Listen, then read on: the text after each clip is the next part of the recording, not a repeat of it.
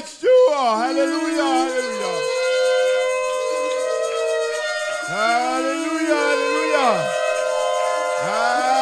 Hallelujah, hallelujah. Hallelujah, hallelujah. Hallelujah, hallelujah. Hallelujah. Hallelujah, hallelujah. Hallelujah, hallelujah. Hallelujah, hallelujah. Hallelujah, hallelujah. Hallelujah, hallelujah. Hallelujah, hallelujah. Precious Abba Yahweh, which is the Hashemayim. Kodesh is your mighty name. Your Melkut to come. Your will be done. And earth, Abba Yahweh, as it is in the Hashemayim. Give us this day our daily lesson. And forgive us our debt, Abba Yahweh. And we forgive our debtors. And lead us not into temptation, but deliver us from evil, Abba Yahweh. For yours is the Melkut, the power, and the honor, Abba Yahweh. Forever, Abba Yahweh. So be it, Abba Yahweh. May it be fulfilled in the precious mighty name of Yahshua HaMashiach. Baruch your word and go forth this day, Abba Yahweh. Teach us, Abba Yahweh, the wisdom of your truth, Abba Yahweh. That it's just the ears of your nation, Abba Yahweh. Every folk on this earth this day, Abba Yahweh. Ban up every spirit that try to come against your malak. This day as he feeds your house, Abba Yahweh. Feed us till we won't no more, Abba Yahweh.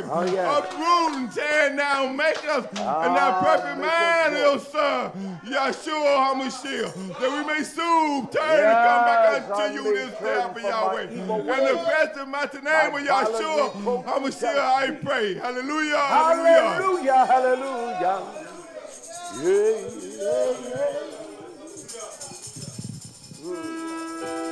For that's just your name, Yahweh. Hallelujah. Hallelujah. For this is your day, Abba Yahweh, your Shabbat. We shall lift up your name and extol you for all the wonderful things you have done for us, Almighty Yahweh. Hallelujah. So we bring an offering of Torah unto you on this Shabbat.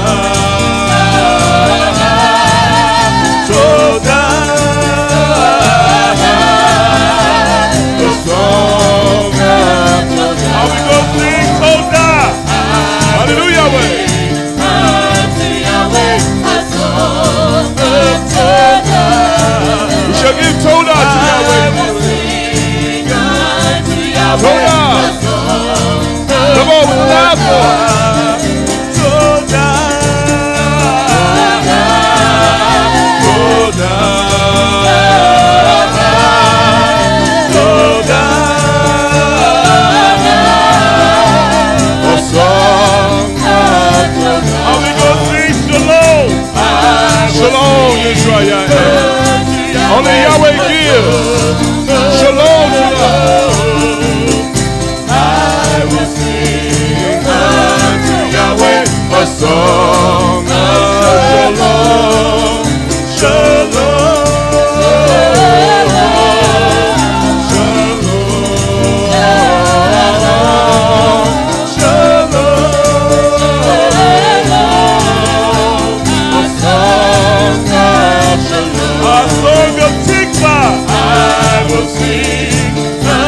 We must have tikva, YisraYah'ale. Oh, I will sing unto Yahweh a song of tikva. Oh, tikva.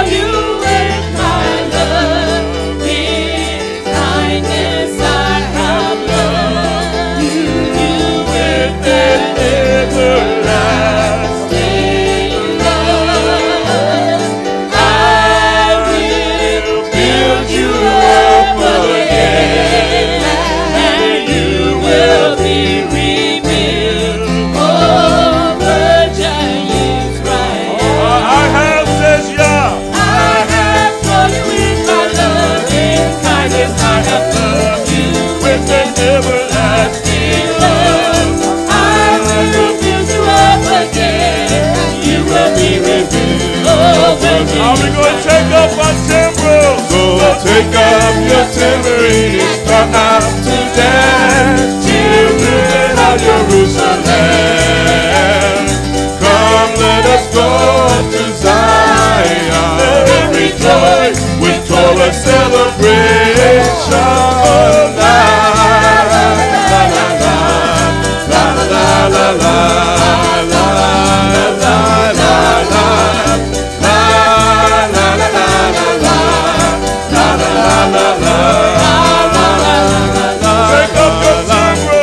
Take up your tambourine and start out to dance. Children of Jerusalem, come let us go up to Zion and rejoice. Come on, YisraYah'ale, rejoice. La la la la la la la la la la.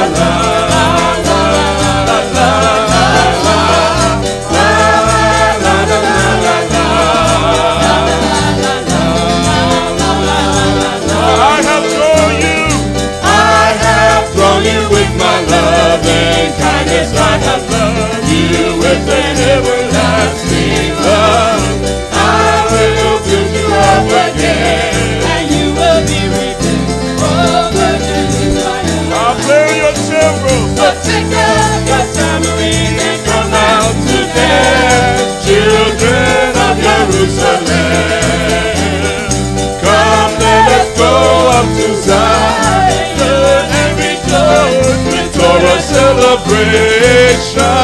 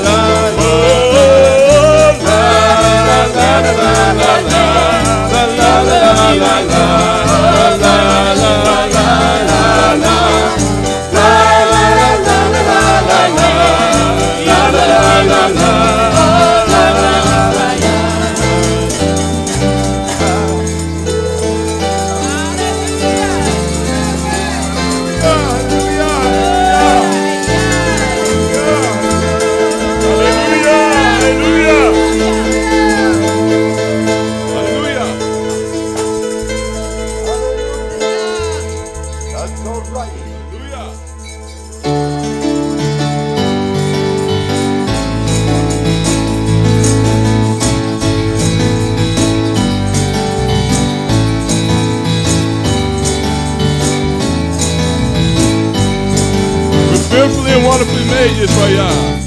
So we'll praise Yahweh. He's given us breath and life.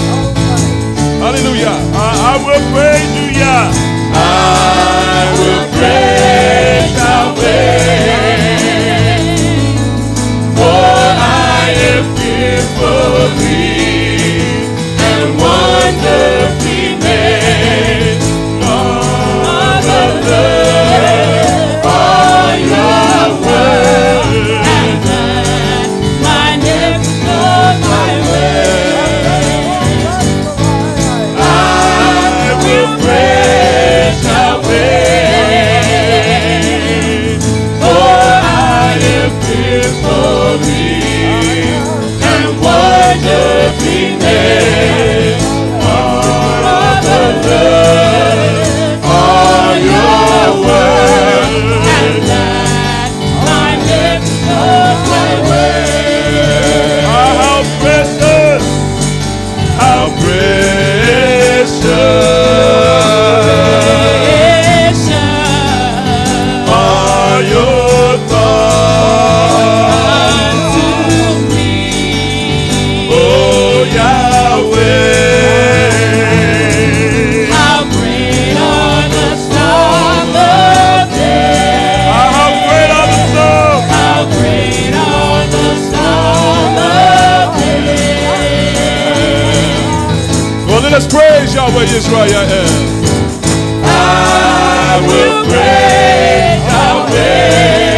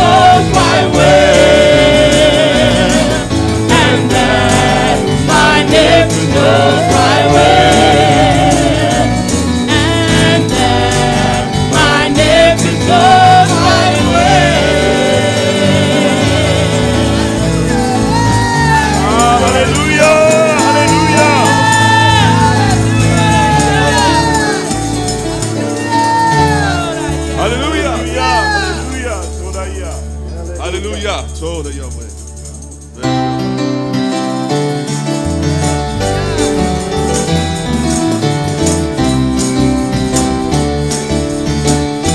Everything that has breath, praise Yahweh. Make a joyful noise unto Yahweh, Abba.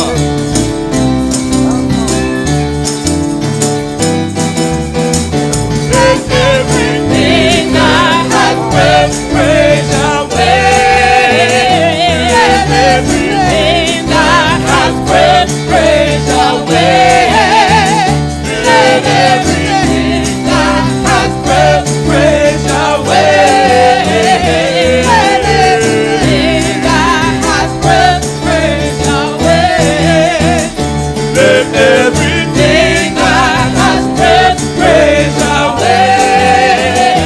Let everything that has breath praise Yahweh.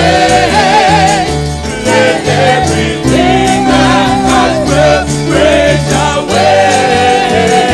Let everything that has breath praise Yahweh. Oh, praise Yahweh.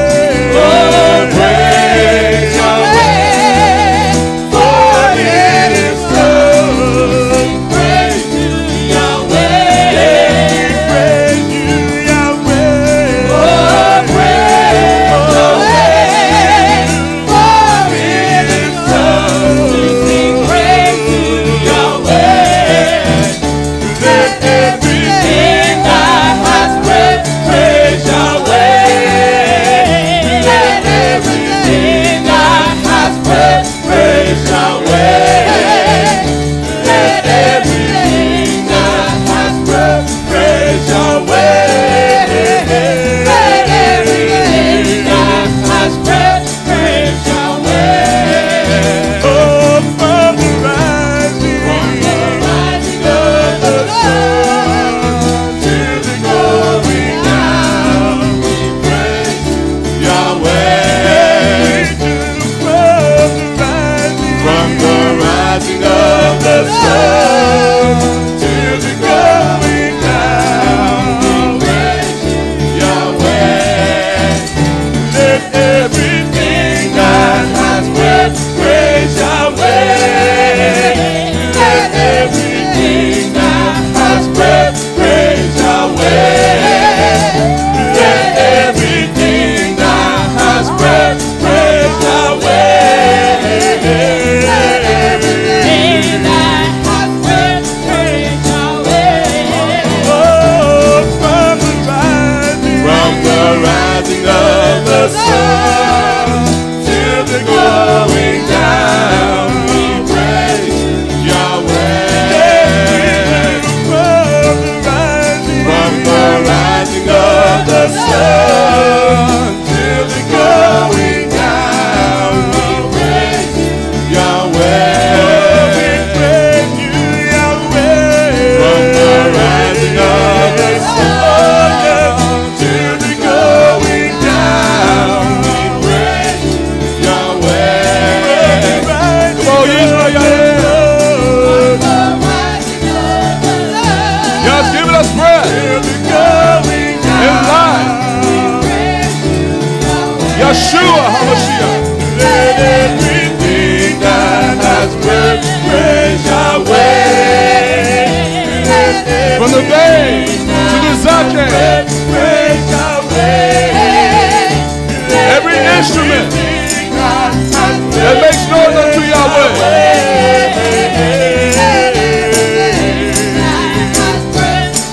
Hallelujah. Oh, from the rising of the sun to the going down, we praise Yahweh. From the rising of the sun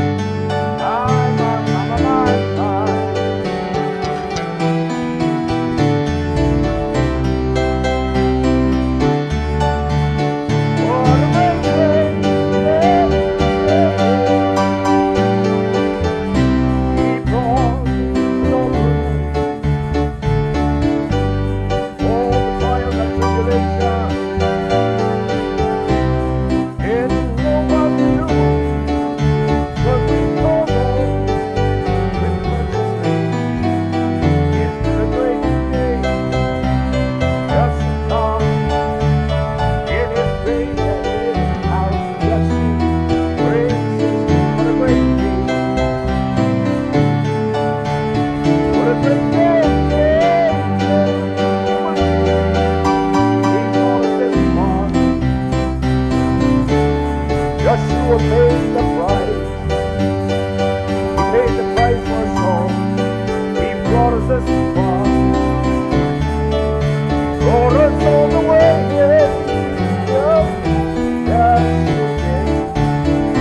This is the great day that we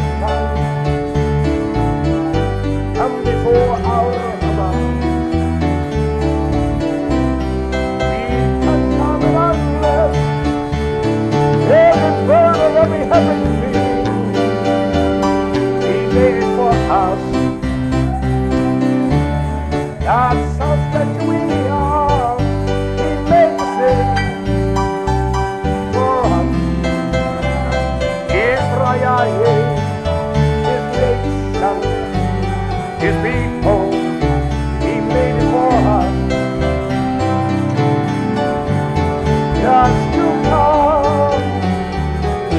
come and say, Shalom, Shalom, Shalom, Shalom, Shalom. And so I'm so glad, hey, my dear, I'm so glad. He made for me, la la la la la la la la la la la. He made for me, yeah, yeah, yeah, yeah.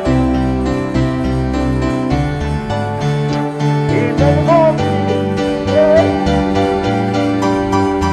This is the Shabbat home. So I will rejoice and be glad.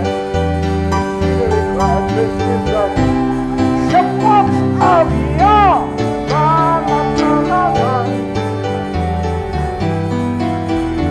It is the time for us.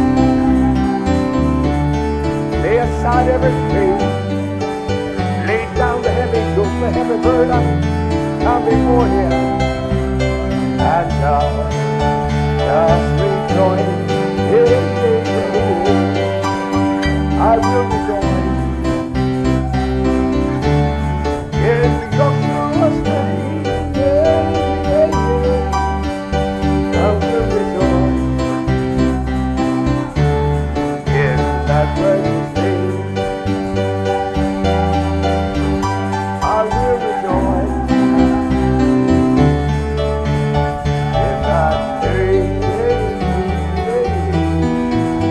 I will be glad because He made it for me. He made it for you, He did. Not just for it, but He made it for you. That sounds special to me. Sounds awful special, awful special. Hallelujah, hallelujah.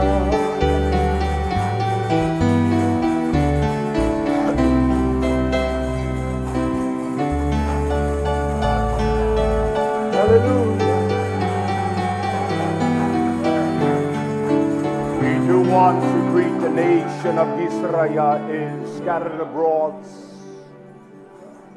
upon every measure of earth that Yah has created, because He made it all, and He has scattered, He has scattered His people throughout the four corners of the Olam Ha'eretz, the entirety of the world, to the islands of the sea, places that are unknown to you and me, but He has scattered His nation, His people, that we all congregate in the wisdom, the power, Yeshua HaMashiach. So we greet our friends that have joined us. You my enemies, I am not your enemy. So we greet you as well. We're here to feed you with the unadulterated truth, Torah of Yah, Yeshua. I was thinking as I was sitting or standing here, and I said, Yah, above all things I do barach, I bless you with great praises for Yeshua HaMashiach. And I do barak you, my Abba, for a simple place as this. Just a few, but that I have some place to fellowship. I don't want to be by myself. I don't want to be alone. That is the trouble today, because you find yourself alone. You began to conjure up some of the most damnable, twisted logics that one could ever muster. He knew that when he made man. He says, not the most appropriate and the most excellent thing for man to be alone. So he gave him an issue that she would strengthen and cause him to rise beyond the prototype of his own conscience, what he think he is, but he would excel and exceed that in a great way. So he gave him an Ezra. Only Yah is an Ezra, a help, a special help, a certain kind of help. So he gave him a wife. There's nothing more precious than that. So I'm glad, YisraYah'ale, just a few of us, you that have joined with us via the live stream, I can congregate with the nation, with the people of Yah, just a few. We can sit down, we can show the power of love and his great forgiveness. I don't want to be by myself. I don't want Imar Rafe and I to be alone, and then there is no form of correction that comes to me. I want that. I want to be in the presence of that. And that is the catalyst for so much of the inaccuracies and the problems today, because we go off on a little tangent. We began to interpretate. I'm going to speak according to Torah today, with insight that has come from Torah, not some kind of evaluation of my own prowess, my own ability, which is an inability, because it doesn't allow HaTorah to speak. That's why YHWH promised that he would not leave us comfortless. HaRuach, when we read the dynamics of Torah, it brings it alive, and it speaks of the excellence and the volume of that profoundly. And men, by the gift of YHWH, will be able to speak in concordance as HaRuach speaks from the pages, from the book. Ruach doesn't come to give you, in essence, you to preach from your dream. The dreams, they're denoted in the book. So I want to, you that did not hear last week's teaching on the mark or the oath of Yah, you need to hear that in order to understand the mark of Yah's enemy, shatan 666, the implication, what it implies. Above all, what does the Torah speaks of those, that thing, and those things? We can draw from nowhere but what Torah speaks. And I will emphatically draw from the book. No innuendos of what I perceive. I would allow the book to speak. I want you to follow me carefully and listen and hear what the messenger of Yah says, so that you may understand and have knowledge of what is written. I want to begin here in Gilead, Revelation. It is vitally important because we must understand. Now, I want us to hear this precisely. Revelation chapter 13.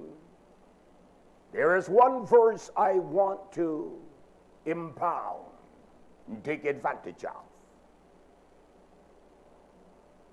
It says in verse 16, Revelation 13:16, Torah speaks specifically. He identifies one that is the Ohim of Yah. He identifies the spirit, the mind, and also the Uth, the mark. What the mark identifies, what it expresses. We in this nation, we have learned things from those that are illegitimate. The Torah called them bastards. That's what they are. They're speaking without the credence of Almighty Yah. They're illegitimate. And so we have had this proliferation of this false deduction by those that call themselves Christians or philosophers. Yet we must equate things according and interpret them from the book. And so they would tell you what the mark shall be, how it's going to be implemented. I want to read these few verses. And he caused, that is in the Greek expression. I want to pause there for a moment. Because he caused them to make promise, to perform. That is the implication of that word. He did not demand. He did not use some kind of military might. He calls not some, all. A-L-L. Kol, the essence of the populace. He calls all. And he identifies the credence of them all. He said those that are small, so someone small like me, he's going to cause. He says small and gadola, great.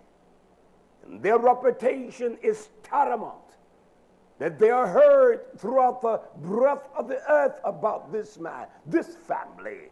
Who doesn't know about the Waltons? I don't care if you're from the poorest nation to the richest.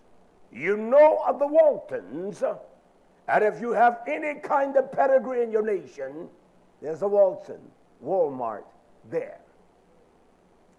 He said they will be small, they will be great, they will be extraordinarily rich.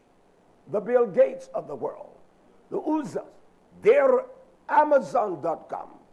And then he said those between and those that are on need, those that are poor, those that have nothing, those that possess nothing,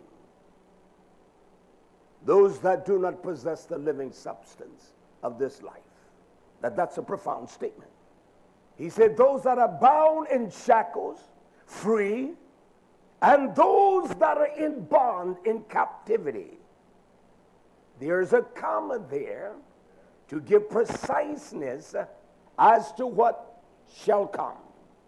He said to receive. Didomi, to receive. And it is according, didomi is one's own accord, for one's own advantage. That's why he is not going to compel them. He is going to cause. We must understand the oath and the seal of this violent reproach against Almighty Yah. He's going to cause them to receive. It says a mark. In the Greek, it is harachma. Harachma. To receive a mark. Can I ask us all a question? You that are listening, and you that are the prognosticators and the progenitors of one of the most violent lies and lies upon the face of the earth. We have heard the rhetoric, I have, There shall be a major eclipse of one of the most dynamic wars there is. They're going to use every kind of nuclear bomb. I believe that that is going to happen. That there shall be a cataclysmic mayhem of a mess on this earth. And we will see what the nuclear fallout shall be as the clouds of death shall rise into every nation, upon every piece and part of the earth. That's why Yah says, I'm going to destroy them that destroy the olam, the earth. We're going to see the clouds of death. We're going to see the dismantling of nations where there is no communication. It doesn't take much to cut the communication between America and Europe, from the West Coast, Japan, Hong Kong, the epic centers of finance from the West, but to cut the cables and destroy them on the ground. And there's no transmitting of nothing. Do you understand? And so this one that we hear those that are dubious as best in their lives, they're going to have a computer system. I was hearing about that 35, 40 years ago in Belgium that contained every name on the earth. Know who everyone is? I can never figure that out because I know it's a bogus lie. How do I know? There are nations that birth their babies all the time in countries where there is no such thing as a birth certificate. They possess no birth certificate. And so this is the process of the mark of the beast. It did not say he commanded, but he caused. Listen. So you tell me those that are of Islam, they're going to take a mark and they're going to be compelled by some force. Is not going to work that way. I want to bring it home. I want you to hear me. So you think that those are the Hindus and those are the 7 major religions of the world? Well, the only one that's not going to receive it are those that are, quote, Christians, unquote. It is a farce. It is a lie. It's not even dubious at best.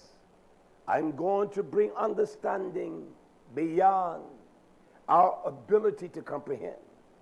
You will know what the seal is. You will know what the right hand implies. Not today, that is a dynamic teaching. But I want to show us what the book says. It calls them to take a mark in their right hand and then in their forehead, their metopon, And the metopon, even with Mitchak, it is the space between that brow and that one. That limited space. You certainly cannot see. It doesn't represent this portion. It only represents this. It represents that little space between here, not this. And I will show us YisraYah'ale. He's going to cause them to take a mark that is identifiable. That's between this brow and this one. The centrality, the center of man, his computatorial skill sets that operates from here. Let me show us what this implies, all right? He's going to cause them to take a mark. Let's go to Revelation chapter 17. One verse I want to read. And verse, turn that down some, son. Revelation 17, verse 5. Now I want you to hear this. Metopon, the forehead. Revelation 17:5. it talks about this violent whore. She is a whore, isn't she? Look what it says. And that is what the religious construct is. It is a spirit of raping the minds of the people, whether it's Islam, whether it's Baptist, whether it's Pentecostal, whether it's Hebrew Israelites. They rape the people. They rape them of every substance, the will, and they have become profoundly ignorant. Now let's see what Revelation 17:5 says. And upon her what? Is it upon her forehead? Was the name YHWH written? Now do you hear that? It says mystery. Mystery is written here. It says Babylon the Great is written here. It says the mother of harlots and abominations of the earth. Now all of that is written. If we take that kind of metaphor, all that is written here upon her forehead, upon this religious spirit of darkness that seals a man with one of the most violent reproaches against Yah. And this is written upon the forehead. That is quite a bit of lettering, isn't it? It is called mystery, La'atz. It is called Babel the Great. That these are all the letterings. She is the mother of every kind of whoredom, every kind of violent reproach. She's the mother. She's the mother of harlotry. She's also the mother of To'eba, of every kind of filthy, unclean thing there is. She's the mother. And she is the one that birthed those in the earth to pursue their dream and their passion. Now, how do you get all that up there? How do you? Is their forehead bigger than mine? Or is the space between the eyebrows or much more spaceful? You see the stupidity of what this religious whore has taught us. Now, to show us it doesn't mean that, and what it implies, turn quickly to Jeremiah. You're not going to get this by reading sequentially, by reading the next verse. You must go and study back in Revelation 17:5. You must identify the essence of the forehead. You must study the Torah of was a name written. You must study the Torah of mystery. You must understand Babel. You must understand the dynamics of Gadol. You must understand the mother. You must understand the mother of. You must understand the mother of harlots and abominations of this earth. You must, just that verse alone, you have, I can teach 50 messages or 100 from that one verse alone. And so we think we've been taught to be ignorant. We've been taught to read, but we don't know how to read. There is no comprehension of our reading skills, and we don't have much. And so we think we're going to draw the parallel on the next verse. You're not going to do that, my friend. This book is a book of mystery.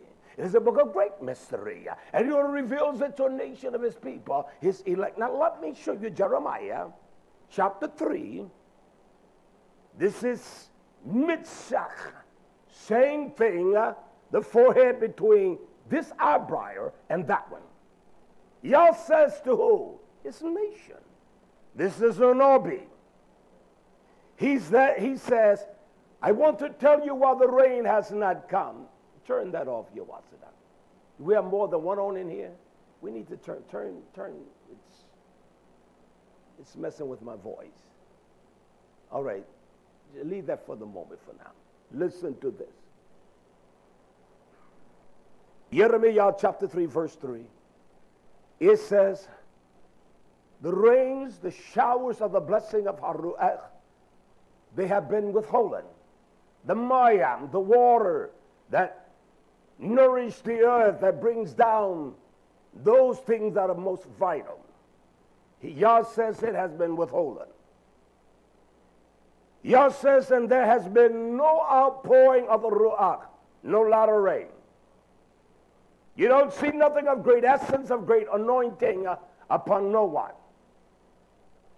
And then he identifies What a whore's forehead. Does it say that? Because you have a whore's forehead. And so I just read to us the mother of harlotry, showed us her identity. You didn't find that in the next verse of Revelation. You didn't find it there. Now, what is a whore's forehead? It says she's going to be named Mystery. She is the mother of harlotry. Is that written in her forehead? We are gullible people. And our leaders are gullible. We are fat, lazy, we're greedy. And there is no diligence in understanding the Torah of Yah that we may teach the profoundness of His truth. So I ask us again, what is, and I want you to ponder this, what is a whore's forehead? It is the same word. The word metopon, as far as forehead in that description, it is only mentioned in Revelation. It is not mentioned in the other writings of what we call the Brit Hadassah. How do you know? I'm a student. I'm a student. That's how I know. I labor to understand. So that's the only place metopon is used in Torah, on the forehead of this beast, and even on those that receive the mark or the writing of Yah's name in their forehead. Between here, I don't think you're going to see that name on you, especially you that have eyebrows that meet with each other. I'm using that to show us how ignorant this teaching that has swelled in the earth. And we that say we know Yah and we're spiritual, we have not taken the time to study anything. We have not taken the time. We have heard what others have said. We buy it hook and sink line. We don't study, we don't labor. And that one that dispenses Yah's knowledge, that will be a true witness in us, because folks, I read that last night, you had no understanding. So this messenger is going to teach you the understanding of that. So what is a whore's forehead? Don't worry, you're covered. The messenger of Yah, the simple man here, is going to show you. She is the mother of harlotry, isn't she? Does the Torah say she's the mother of harlotry? Jeremiah says, Yah has withholden the power of Haruach. That what you call the violent, evil thing of the Holy Ghost, that works everywhere. It is demonic. It is unclean. It is vile. It has no strength of stability. I buy that. But Yah says there is no latter rain. There is no promise of rejoicing. The latter rain expressed a rejoicing. We don't really rejoice. It expressed a gladness of Yah. We're not really glad. It expressed this momentum, because when one would see the rain, they would get out and run. Oh, the rain, rain, rain, rain, rain. Rain is coming, rain, rain. They were happy. Their crops being nourished. That's not the way we are. He said, my nation has the forehead of a whore. The forehead of a whore. A whore's forehead. And this is what he says. This is profound here. You refuse. Turn that one off, YHWH-The. I want everyone to hear me. He said, you refuse, you are adamant. You refuse to be ashamed. You never met anyone like that. You can show them the violence of their evil, sadistic ways. You can show them their wrong. Is that one on, son? Turn it off. I won't. We'll be all right. You can show them the sadistic mannerism and the lies, the violence of their reproach unto Yah. You can make them ashamed. Now that's the whore's forehead, but it's much more pronounced than that. That is much more pronounced than that. You can tell them the truth, and they will violently repudiate you. We refuse to be ashamed. I don't see where I did wrong. That's a whore's forehead. But I'm going to break it down precisely. Now, if Yah speaks in the book, what is the seal of shatan? We better know it, don't you think? I ask us the question. Don't worry about answering. I will not put you to that degree. You don't know. Have you ever read in the book where Yah talks about the seal of shatan? It's between here. I said to my show the other day, we were out, I said, what do you think the seal of shatan is? She answered in a torrent of sentences. I said, I'm looking for one word. I said, take the challenge again. So she answered in fewer words, but it was a combination of words. I said, that's not what I'm looking for. I'm looking for one singular superlative noun pronoun that identifies in the book the seal of shatan. What it is, what the Torah says. What is 666? Well, what is the application of the numerics of 6 in Torah? It means this. It is a violent reproach of evil against Yah. It's Torah. It is an evil that is so insidious that a man has no conscience of what he's doing. I said to my issue, even the fool that was here, and said he's discovered that it was 616. I said, if the fool understood what he was saying, that's right, he was a fool. I said he would understand that the number 6 means that there is a satanic evil that has governed the mind of one, that one has no ability to identify the cesspool of evil that is conjured in their mind. I said the number 1 simply implies that there is ikat. It is one. And so that violent evil against Yah, there is one that you are in union with, and his name is shatan. And they express at the end 6 that there's an evil that is beyond the comprehension of the devil. I don't even have no problem with that. I really don't. But people think that they know something. And we're ignorant. We are dumb. He calls us sottish. We are stupid people. And we don't want to say that we're not ashamed because our whore's forehead. It makes us adamant, defiant. Nobody tells me. She's not that way. The whore's forehead. You can tell in the look. There's something much more insidious than that. You can tell in the look. You can tell in the twisting of the brows. You can tell how they turn them up. He talks about a whore's forehead. This has no meaning unless I identify what he implies. And what that space, what this natopan, this little space between here and here, what it resonates, you're not going to see that kind of writing in no one's head. Even a man with all kind of tattoos, you can't hardly read what's there. He calls all, great, small, rich, poor, to receive. He did not command them. He calls them to receive. Ditto me. He calls them to realize that if I just accept this logic, if I can, listen, if you believe that there's going to be great mayhem, I ask you all a question.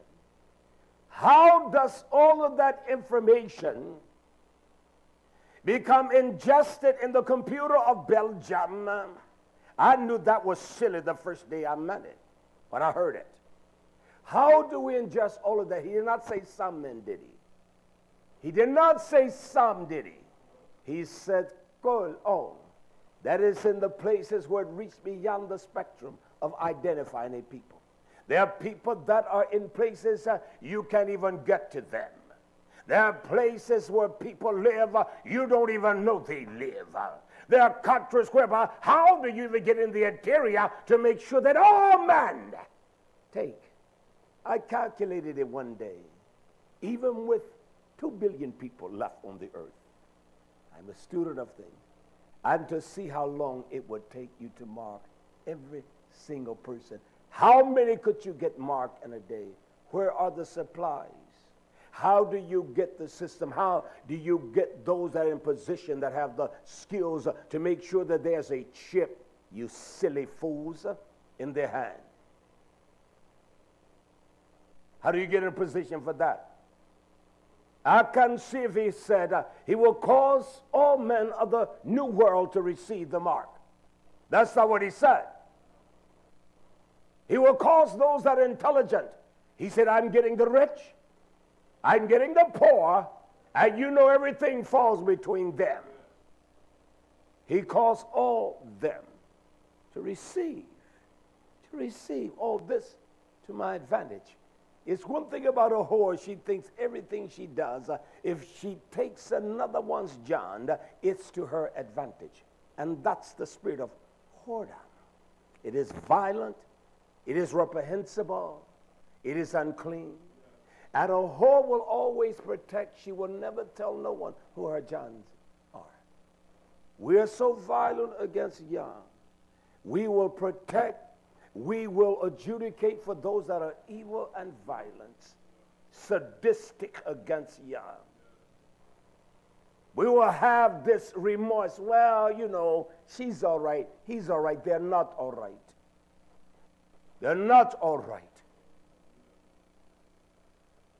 I want to break it down now. So only Yah can tell me. I don't know about you, but he can tell me the seal. I want to begin here.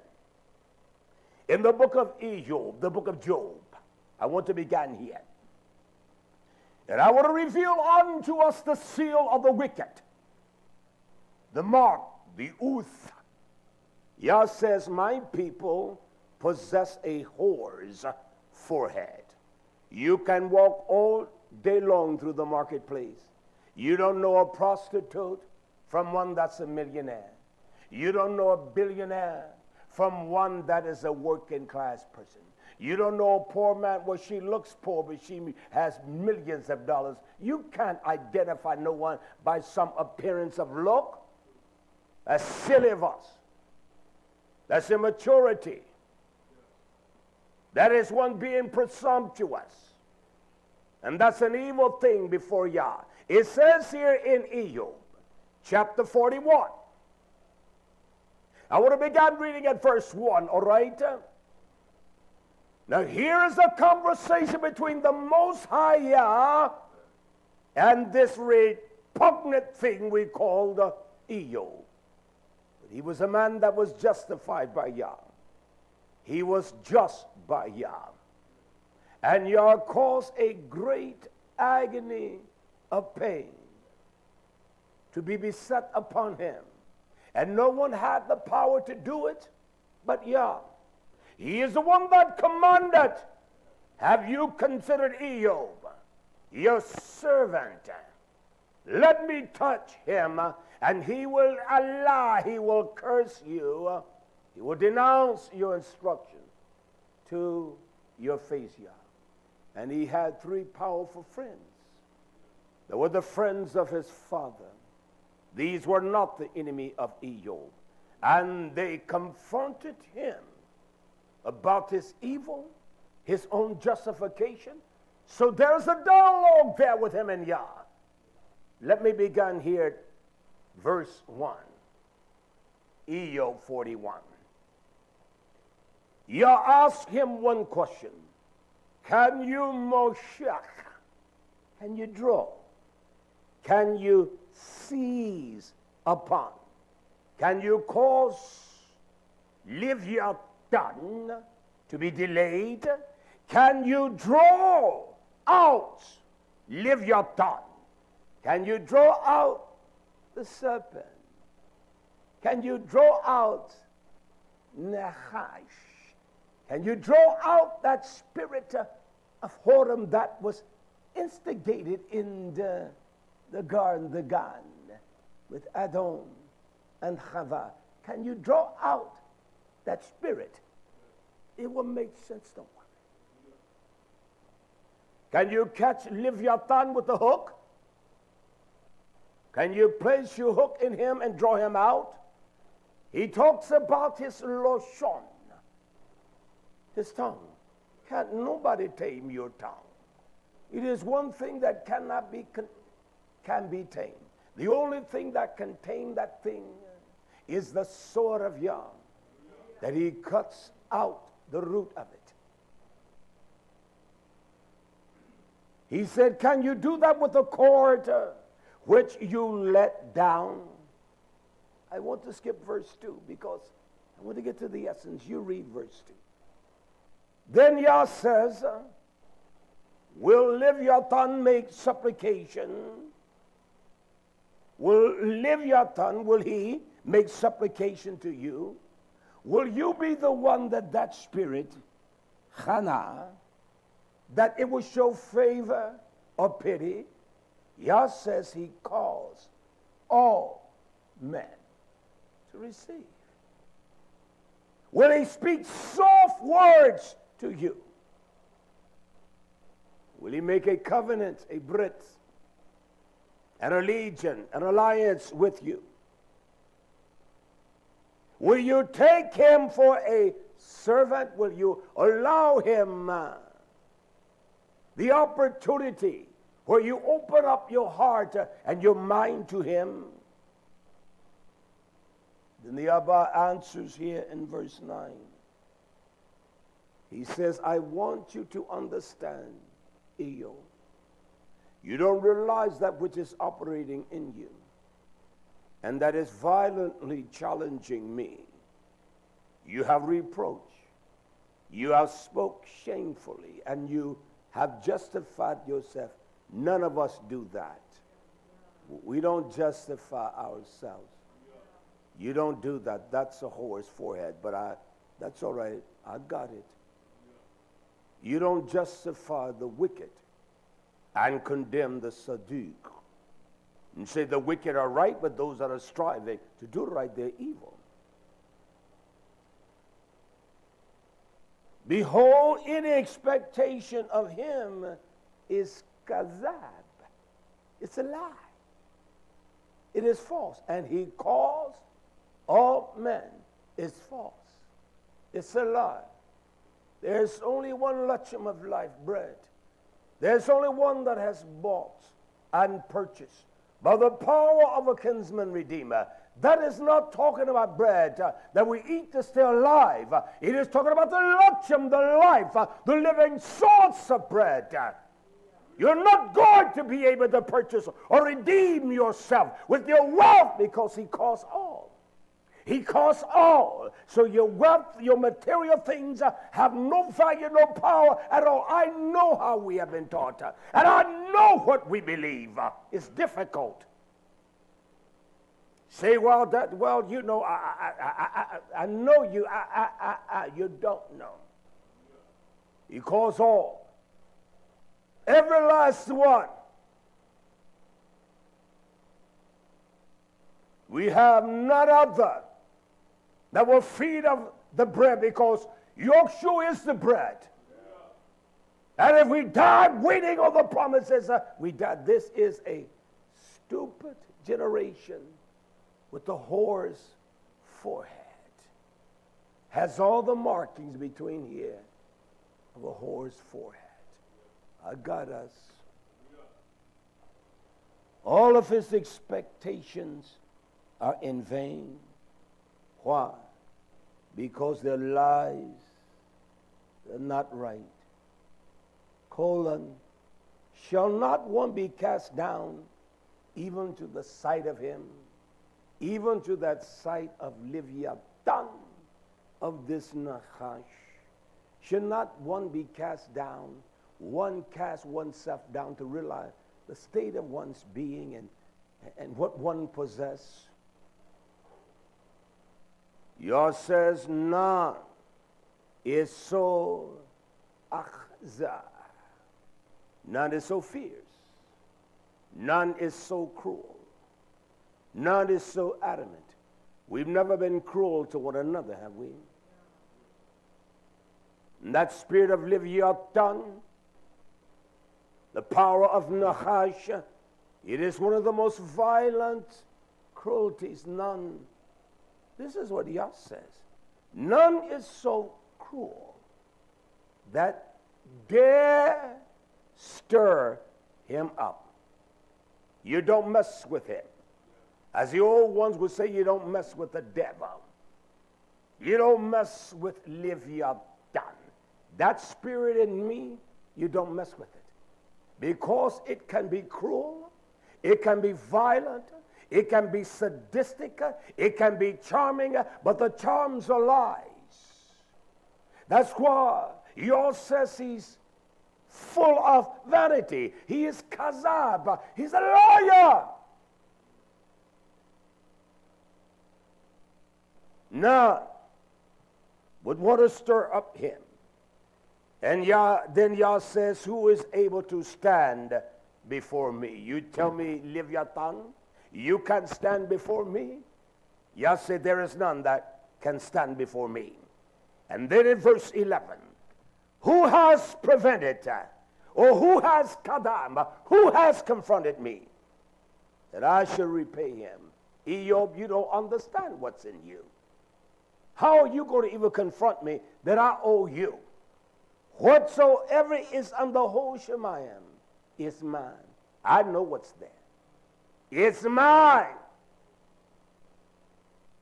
You need to go back to about chapter 30 to understand this dialogue. And from 40 out, Yah deals with Eob. He was reprehensible. Just like us, we think we possess something that is most valuable. Yah says this in verse 12. Yah says, I will not harash. I will not hide anything. Not only hide anything, I will not fabricate or lie or keep quiet. I will not conceal his parts, his bad, the composition of him.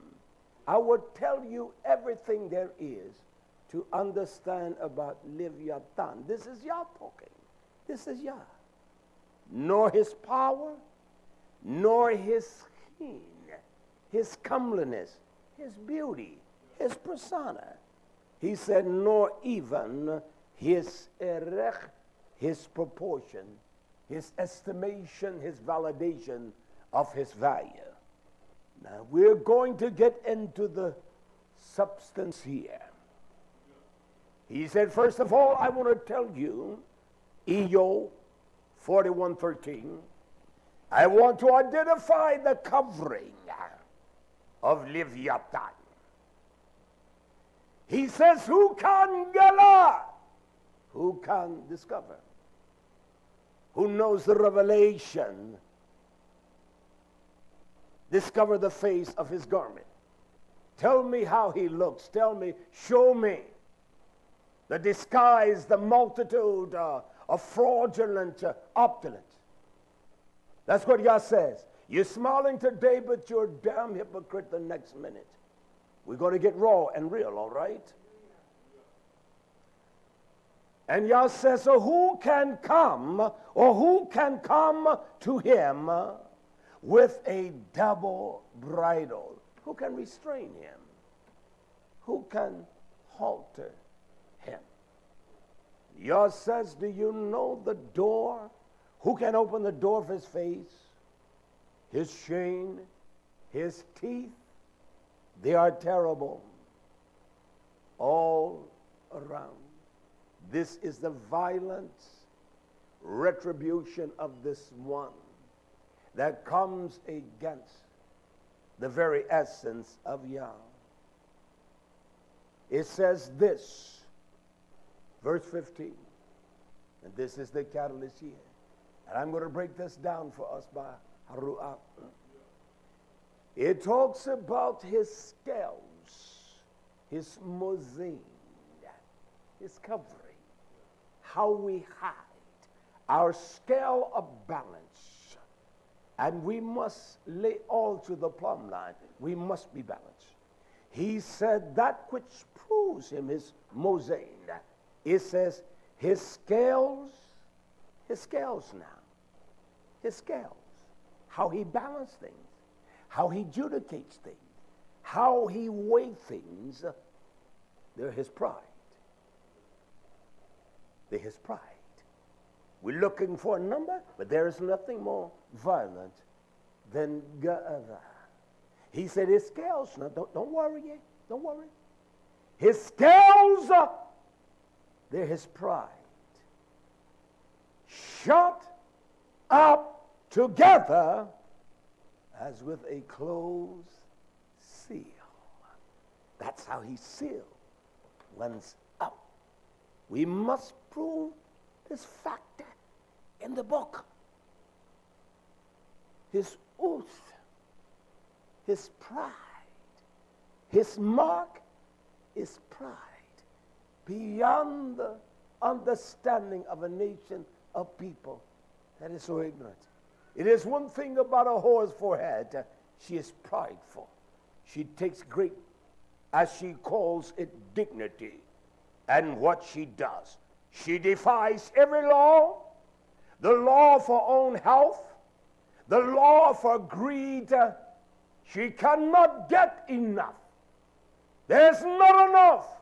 And that's a whore's forehead. It's full of pride. It's full of your exaltation and your excellence. It's full of you. It's not full of the Torah of Yah. And his scale is his pride. And his seal of pride.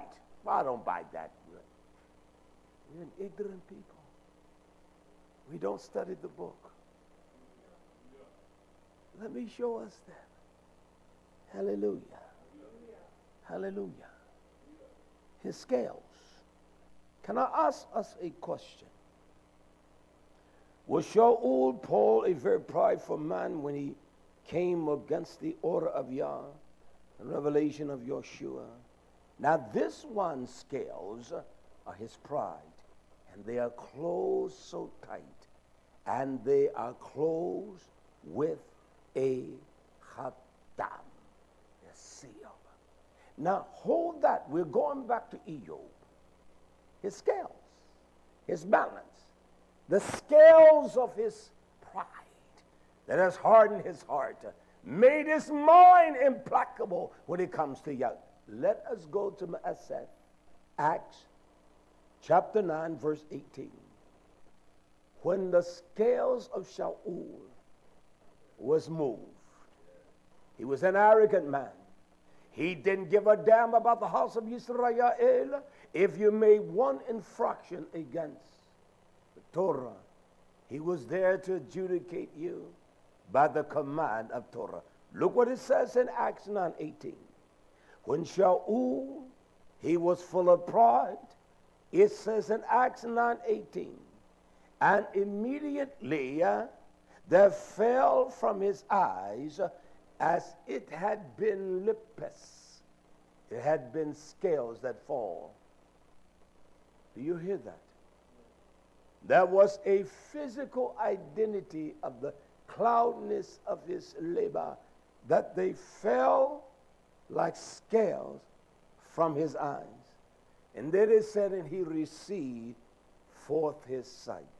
He was on that road of Damascus to destroy and to kill the people of Yah.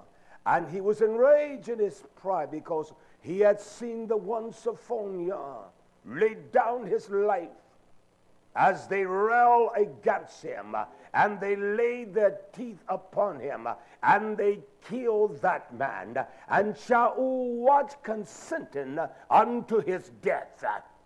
He had no remorse. It was his pride that adjudicated him. I am above the best. That is Nahash. It is violently insane. It is not going to be some damn number 666 in the sense that you're going to see people walk around with tattoos on their head. That's false. It's a lie. He has come from Christendom, the violent whore. She has a whore's forehead. Christendom has a whore's forehead. And 99.9% of us, we reap from that, and we take that beyond the protocol of Yah. How you going to mark every man? You going to tell the Muslim, this is for, quote, Jesus Christ, and we're doing this because of Jesus Christ? You think they're going to buy that damnable lie? This is how stupid we think. This is the ignorance of our logic and our common sense when it comes to Torah. You're going to tell the Hindu you can't buy no pork chops. The land is so riddled with all kinds of nuclear fallout. What are you going to grow? What are you going to grow? Tell me. Tell me. The soil is polluted. You believe that, but you will fabricate a lie and tell us how it's going to be done. Get silver, get gold, that's a lie. That's a lie. Buy silver, buy gold, put it back. Your ignorance, my friend. The scales fell from his eyes, did he not say? What's this now? And he arose and he was immersed. I want to read a portion of verse 19. And when he had received meat, do you hear that? When he had received meat, he was strengthened. This is the same one that said, I would love to feed you meat, but you're not ready. I must give you milk. We must constantly teach you the first oracles of Yah when he received meat. YHWH is our meat. I will show us examples. He is our meat in the midst of all of this turbulent battle. He says when he received meat, only then that he received his kuach. He received the strength.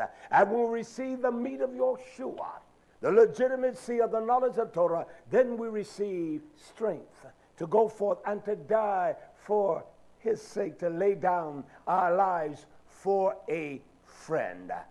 Yah says that the scales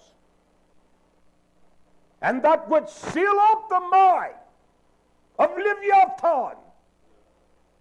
When you find a man that is prideful and arrogant and exudes himself, you can't tell him nothing, even though he is as ignorant as they come. You cannot explain anything to him. He's going to give other reasons why it's his way and the way he has determined. Your way is wrong, man. He's going to give every kind of reason. And you're going to see that violent reproach of the whore that rises up in him, the whore's forehead. He's going to resist. He's going to fight. Well, you don't tell me nothing. You're going to see that nation. That's what a whore's forehead is. One rise up in that dimension, one will sell the integrity of Yah for nothing. For nothing at all. Yah said that his scales, his balance, his seal, they're his pride. Well, look at Job 41:16. Let's go back quickly. He says that his scales, one is so near to another.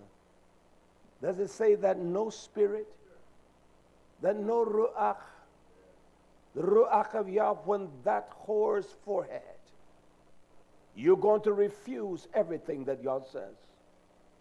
He said that no spirit, no air, no ruach can come between them. You understand that? That there's not even the flow of air that can penetrate the scales of the or this the scales of the enemy, his mark. Nothing. The light of YHWH, once that it can't even penetrate that. Nothing can penetrate pride. Nothing can disband pride. Nothing. They're so close.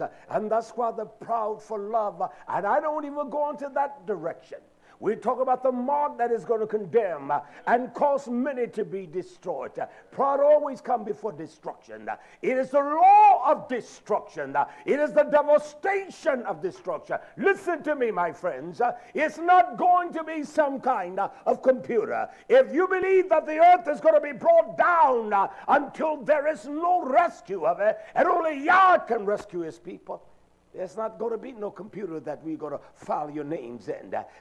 The bread is polluted. They die from eating the bread because it is saturated with the death of the nuclear fallout. They drop a bomb here in South Carolina. It was spread throughout the states all around. They drop a bomb in New York where they can't grow a damn thing. Where are they going to get food from? This is the stupidity of that juvenile, silly mind of whoredom. Please tell me. Tell me. Tell me. They devastate California, where 25% of the food comes from. How do you travel? How do you get here to give me a mark? You don't even understand the stupidity of that stupid logic. And these liars continue to purport it because it seems so. Oh, it seemed like Star Wars. And they purport these lies. How do you do it? A bomb falls there in Washington, D.C. The fallout is hundreds of miles away, all the way into Virginia where they grow food where they're from. How do you get bread? How does you go by bread?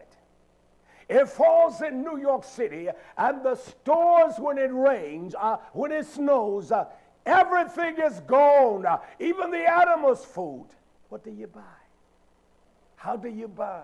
If you believe that scenario, how are you going to buy? What are you going to buy? How are you going to eat the meat to be strengthened? When the scales fell off his eyes, it says, the scales of Leviathan, they're so tight they can't fall off. Not even the Ruach of YHWH can penetrate that. They are bound so tight and so diligently in place. Not even the life of Hamashiach can disturb that spirit of Nahash and say, hear and obey, and you will live. Nothing moves that. Nothing at all. Nothing, nation. That's got to be awful tight when the air cannot even flow through that. It's got to be something that is powerful. Yah puts everything in place. Hallelujah. Let's us again look at verse 17. He said that they are debak, they are joined together one to another, and they stick together, and they cannot be paran. They cannot be separated at all. You can't separate those that are full of pride. They join unto each other. But this is the verse I want to get to, 41:34. I want us to understand the power of this mark. You see, I know we're still a little lost, but that's all right. You know I'll work it out. The Torah works it out. Eyob 41:34. Now we're dealing with Leviathan, right? That's what we're dealing with. Look what the Torah says. He beholds all high things. He's high-minded. He, shatan, does it say is a king over some of the children of pride? Oh, the children of pride. And a king always seals his children. A king always, I will show us the seal of a king. Does it say that? He beholds all things, or all high things. And he caused all to receive. We see words in Torah, but we don't draw the connection with them. He caused all to receive, doesn't he? And Yah says this is Yah talking to Eob. He beholds all high things. He sits upon the high place because of his arrogance, because of his mozand. His pride is so violent against Yah. He beholds all things. There's a comma there. There's a semicolon. There's a colon there. He is a melach. Does it say that? Does it say under or over all? Twice he identifies the word all in this one verse, all. You cannot segregate all and say it doesn't mean all. All is all. And he calls all men, rich and poor. What's between rich and poor? Every level of individual. And the Torah says he is the king over all. He is the king. He is the king over all children of what? They've been sealed. They've been sealed. The Muslims are full of pride. Christians are full of pride. You that call yourself Hebrews are full of pride. The poor is prideful. That is not some of the most disgusting mess. Man is so poor and trashy looking, and he's got pride. Think that he can repudiate someone that has more knowledge than him. That's stupidity. And there's nothing like a whore. That whore's pride, that whore's forehead. You ain't telling me nothing. How ignorant you are. Because your father, I'm going to identify him in Torah and show you what this implies. He is the king over all, not some, not a few. Not just in China. He is the king over all the children of pride. There's no one more prideful than the Chinese. No more than the Maasai warriors. No more prouder than those of the islands of the sea. No more prouder than those that think that they're educated and superb. No more prouder than those that are poor among the poor. That's why everyone despises the poor, because they despise themselves. There's no one more prouder than those that are from Korea, Hong Kong, Vietnam. They're all proud. There's no one more prouder than those that are of your heel. Look at yourself. No difference at all. It is the disposition of a whore's forehead. Now that's what the prophet said, right? How are you going to tell a whore's forehead? There are prostitutes that you pass that prostitute for $3,000 or $4,000 for 2 or 3 hours a session. And they don't look like whores. They don't look like prostitutes. You know them stingy, dirty things hanging on the corner. The whores that get $5,000, $10,000. Ask Mr. Trump, he'll tell you that. They get paid by the hours. 3, 4, 5,000. You see, you have, and those are the prideful whores. They go to Macy's and they think because of the way they dress. You understand what I'm saying, nation? This one is the king. And if you're king, you must be subject to the king. You got to be subject to the king. There's no king, no ruler that is put in place by the hands of Yah. He put him there. He put him there to seal this pride among those that reject him. I will get to all of that. He is the Melach. He is the one that put the seal upon them. I want to get back to this. But let me show us something here. I want us to turn quickly to the book of Esther. Here is one by the name of Boaz. He is known as the kinsman. He is the kinsman deliverer. He is the one that purchased Ruth. She represents the purity of the body of YisraYah'ale. But here in the book of Esther, there was one by the name of Haman. He was full of pride. He exuded himself that I'm going to kill every one of the Yehudanites. I'm going to kill them all YisraYah'ale. Now I want to show you the parallel from here to what the king seal. The king's seal is his signature. And as I said to us on last week, that's why the nobody used the word seal, because everyone was not fluent in reading or writing. They could even sign their names. But they had a seal to officiate, to put that on that document. Say, that's Obadiah Jacob. And they had a seal, and they were all different. Everyone could not read. Everyone could not write. That's why the Greeks, they sought knowledge and wisdom. They wanted to be smarter than everyone. And so that's why he begins. And Yah talks about the seal, because it was no writing of literature in the sense that everyone could read that. Everyone could not read that.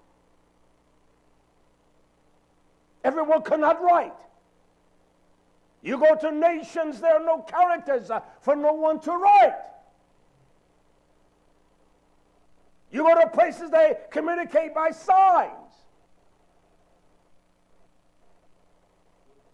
And Yah knew for us to understand, we had to understand that not everyone could read and write. Among the nation, among the camp, among Yehuda, among YisraYah'ale, and they had seals. And if they knew nothing else, they knew the seal of the king. And those that are sealed by the powers of hell, they know their father. That's why they're prideful and arrogant. They're haughty.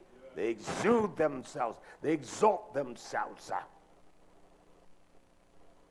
They esteem themselves highly. They look at the poor with disdain. They look at those that they think are not their level. And those that are poor look at other poor folks with the same kind of damnable disgust. It is the truth. And these devils are telling you they're going to put a tattoo here, write it on your forehead. Well, that's a hellacious job to do. It's silly. It doesn't even make sense. It has no credence as to what the book says. When a man reaches the epoch of 6, a wickedness that is unpronounced, he is a violent reproach to you, and you're not going to. Can I show you? Was Yehuda the son of perdition? He was born to die. That's right. You have birthed those that are birthed for death. They're going to die. You can pray all you want to. You're not going to change a damn thing. They were birthed for death. Was Yehuda the son of perdition? He was. Is shatan the one of perdition? He is. You can try to dress it up all you want to. I'm praying for Mama to get saved. I'm praying your will be done, Yah. Your great pleasure. He didn't tell you that he said, Yoshua said, I pray not for them. He prayed for his people. And so we must let our light shine, the light of the meat that we eat daily, and make us strong that the scales are dropped from our eyes. And that's what Shaul did. The scales were dropped, and then he ate the meat, and he became strong. He went down in the water in the power of the great name of Yahushua by the authority of Yah. Baharuach HaChodesh. That's what he did. And he was made strong. And he was transformed. Didn't take years. He was Yah's elect. And there is no other king of the pride or the proudful and those that were pride. Bahashatan, the enemy of Yah. I'm going to show you his attitude. Let's read this in Esther right quick. Esther chapter 3, verse 12. It says, then were the Melach's strive called on the 13th day of the first month, and there was written according to all Haman had commanded the king's lieutenant. Every word was written, every word was in the decree. And to the governors, and there that were over every province, and to the rulers of every people. You see that? Every people. And every province according to the writing thereof, nothing was uncalculated. And to every people, listen, after their language, not after the language of the Yehudim, but after every people of their language, in the name of YHWH, of the king, was it written, and seal with the king's ring. So the king of darkness has a ring, and he sealed those that are his. He put his oath upon them, and they become prideful. They're full of pride. He seals them. The decree comes from him. To every demonic power, every spirit of darkness, keep them sealed, keep them in the way of pride, exude them, exalt them, and they're full of pride. I'm so proud of my grandson. I'm proud of no damn one. I'm a proud parent of children at this school. That's evil. Any kind of pride is wrong. All pride is wrong. But I'm so proud of you all. That's an evil damn thing. It's a violent reproach against you. I don't give a damn if we don't buy it. Any kind of pride is wrong. You know how I learned that? About 38 years ago, 37 years ago. I said, I'm so enthusiastic and so proud of my wife. Evangelist Hartsfield looked at me and said, you evil thing. Any pride is wrong. You have never heard me say that I'm proud of anything. I have pride of being here. You have never, I knew he was right. He said, you take no pride in nothing. It's evil. I'm proud of my grandbabies. I can knock on wood, they're doing right. You're evil. I'm proud of my grandbabies. They ain't getting in no trouble. They're evil behind your back. You don't see them. They're sadistically and wicked. And so he taught me something that day. You have never, no one can say, and my Israel been around me more than any of you all can say, that you have ever heard me use the word I'm prideful. I'm so proud of the people. You have never heard me say that. I do Barak Yahweh, this nation of people, and I rejoice in that. You will hear me use terminology like that. I rejoice for the people of Yah. I rejoice with you, my Ak. I'm so glad, I'm happy that you're here. I'm so happy that you love the fellowship. You may hear me say that. You will never hear me say I'm proud of nothing, because I know the king of pride. And any kind of pride, shatan, has sealed you up, and you're not going to let anything come between the way of pride and the way of Yah. In essence, listen, someone can tell you, your son, your daughter, your grandbabies are wicked, they're evil. We'll see. You will not buy that about them. You will not buy anything that identify their wickedness, their corruption. You're not going to buy anything about your sons, your daughters, your mother, your father. You're not going to buy that. That's what pride does. And that's the seal of hell. It's not 666 and numbers written on your head, but you got an evil, wicked heart. It's evil is hard against Yah. Because destruction is for anyone that is full of pride. I don't care if you're proud of your son in school. Take the damn stick off your car. I don't care if you're proud of your neighborhood. I'm so proud of where I live. The elitists live here. I'm so proud of my car. I'm so proud of this. You're evil. He did not say he was the king of those that were prideful about their wives. He is the king of all of pride. He is, let me read that again, Job 41:34. He is a king over all the children of Shochats.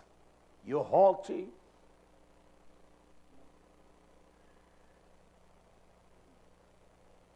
You exude the evilness and the wickedness.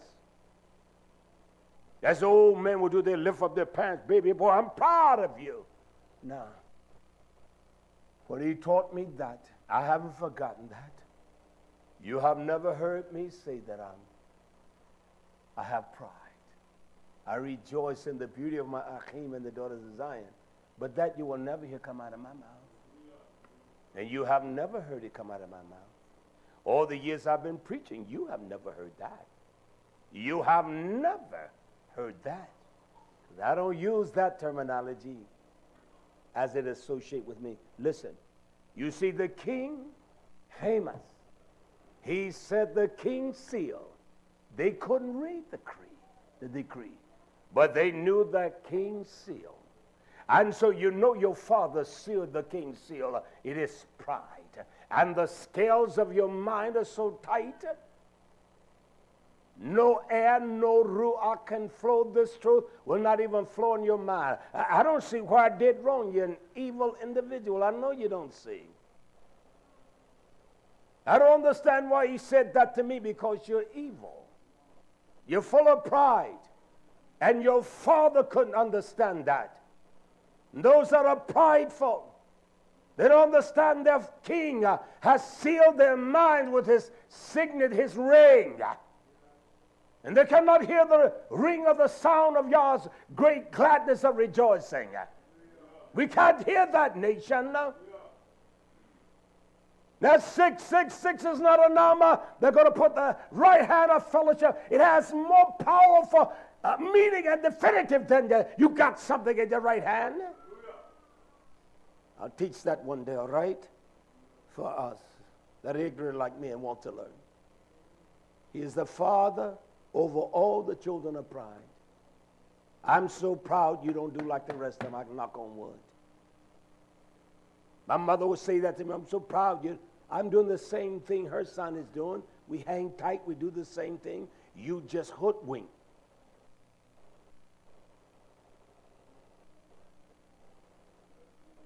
I'm so proud of my grandbaby. That's evil. It's wrong. I used to hear my mother say that. Look at all of the grandbabies. Drug heads and liars and popping out babies any way they want to. Got babies scattered around everywhere. That's evil. It's evil. It's evil. It's evil. It's evil. It's evil. And I'm not going to adjudicate anything like that and say it's all right. Mother has a child out of wedlock. It is a mamzir. It is a bastard. I don't give a damn what you say. You don't have to like me. You get upset. It's a damn bastard. That's why you mothers, you fathers that have the rights to your children, you better live right. You keep being a hypocrite, Jezebel, with that whore's forehead. No, your grandmom is not going to save you, baby. Your granddaddy. Your daddy is not going to save you. Your mom is not going to save you. It's by your righteous living, mother. It's by your righteous living, father, that your child shall be your shech. It's by your commitment to Yah. I don't give a damn how much daddy prays or granddaddies. It's just not Yah's way. That's why you encourage the daughters not to go that way. I don't give a damn if you get upset with me. You're sitting there listening. It makes me no different. Why is it that we covet wickedness and try to make a place to appease wickedness? I'm proud of nothing. I have no pride. I have not one drop of pride. I have no pride. No one's ever. I'm not proud of nothing. Can I move a little further? I want to show you something here. Death is going to come. Only Yahshua can save us. Can I show this example of the king's power? Daniel YisraYah'ale, chapter 6, verse 16. Everybody has preached this one. This is when Daniel YisraYah'ale was cast into the lion's den. Look what it says in Daniel YisraYah'ale 6:16. It says the king. Does it say king? Yes. I read in Job 41:34, he is a king. Did I not? Did I not read in Esther concerning YHWH-The, that his signet or the king's seal, the signet with his ring, that Haman, he's a king. And the people could not read the writings, could they not? But they knew the king's seal. They knew the king's seal. They knew the king's seal. And your daddy, the devil, you know his seal. He is one that is prideful. He is arrogant and staunch, and stiff-necked and uncircumcised in heart. As Savonius said to the people of YisraYah'ale. And what did they do? Kill him, stone him, and they killed him. Look at Daniel YisraYah'ale. It said that the king commanded, he survived with great authority, that they brought Daniel YisraYah'ale and cast him in the den of Eri the lions. Now the king spoke and said to Daniel YisraYah'ale, he says, YisraYah'ale, your Abba, your mighty one, whom you serve continuously, will he deliver you out of my hand? Can he snatch you up? Is the arrogance. Is that not the condescending of the hubris of pride? Tell, quote, your God, unquote, come and deliver you from me. When I put my seal, there's no gate in hell can deliver you. That's what he said. Hear the word. Hear the word of Yah.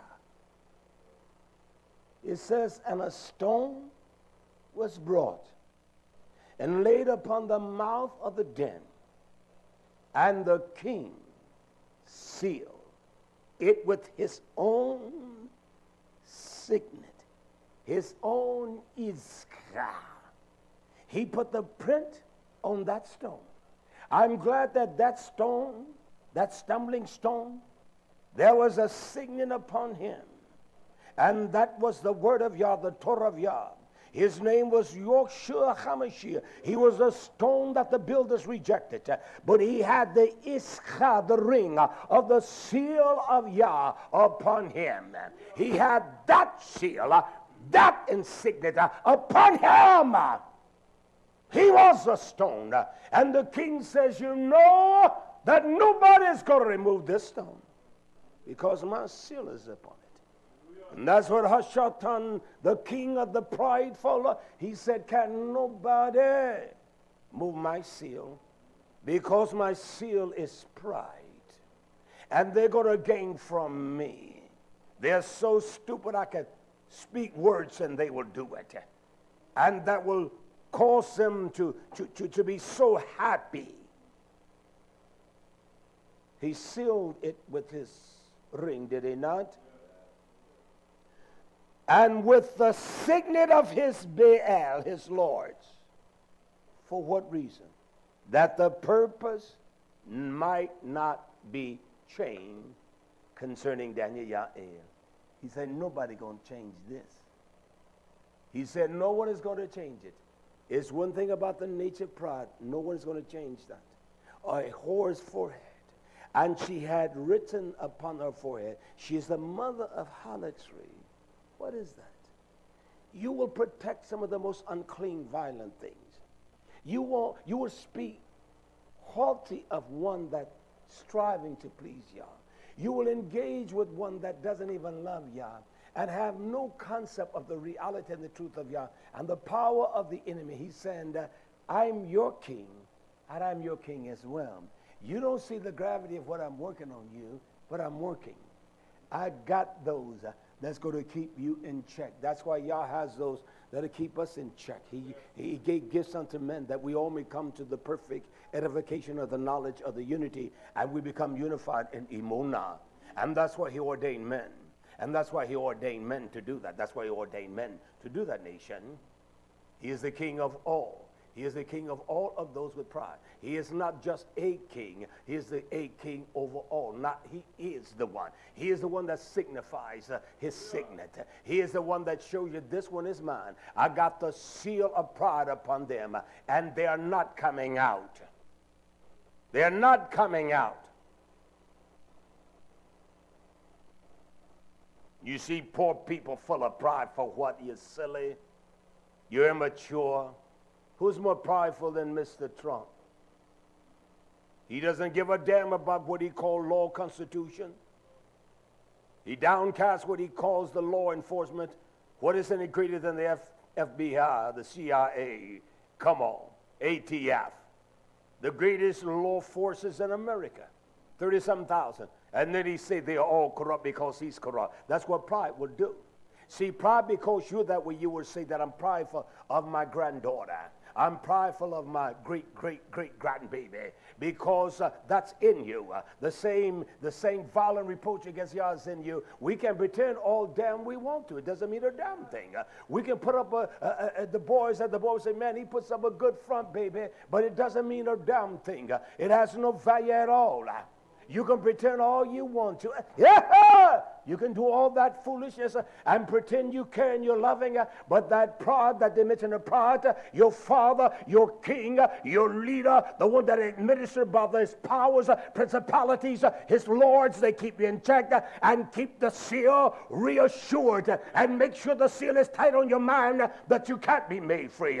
Because once Shaul realized the scales fell, he began to eat the bread of health. He began to eat the power of the revelation of YHWH. He began to grow strong. That is what we must eat. The Ruach come to show us the violence of our sins and how evil we are. He's the king. He's the leader of all of those. Pride. He seals them with the scales of pride. Their eyes cannot be opened. I ain't going to take the 666. Oh, I know the law. You ain't going to tell me, I know him as good as you know. I don't care. But that ain't what I believe. I believe what it says there. Show me one verse that you base your belief on. For God so loved the world, he gave his only begotten Son. Who's all believe in him?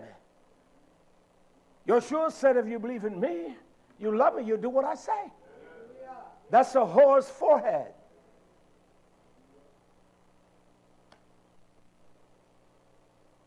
You're not going to get this in your Christian whore houses, in the Hebrew houses either.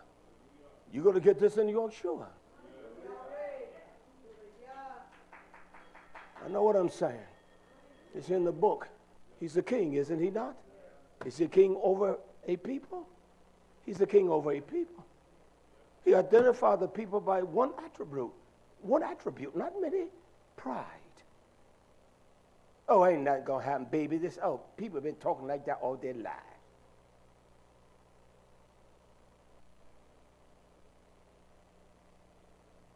I'm pressing on, all right? I don't care if you don't like me. Hallelujah.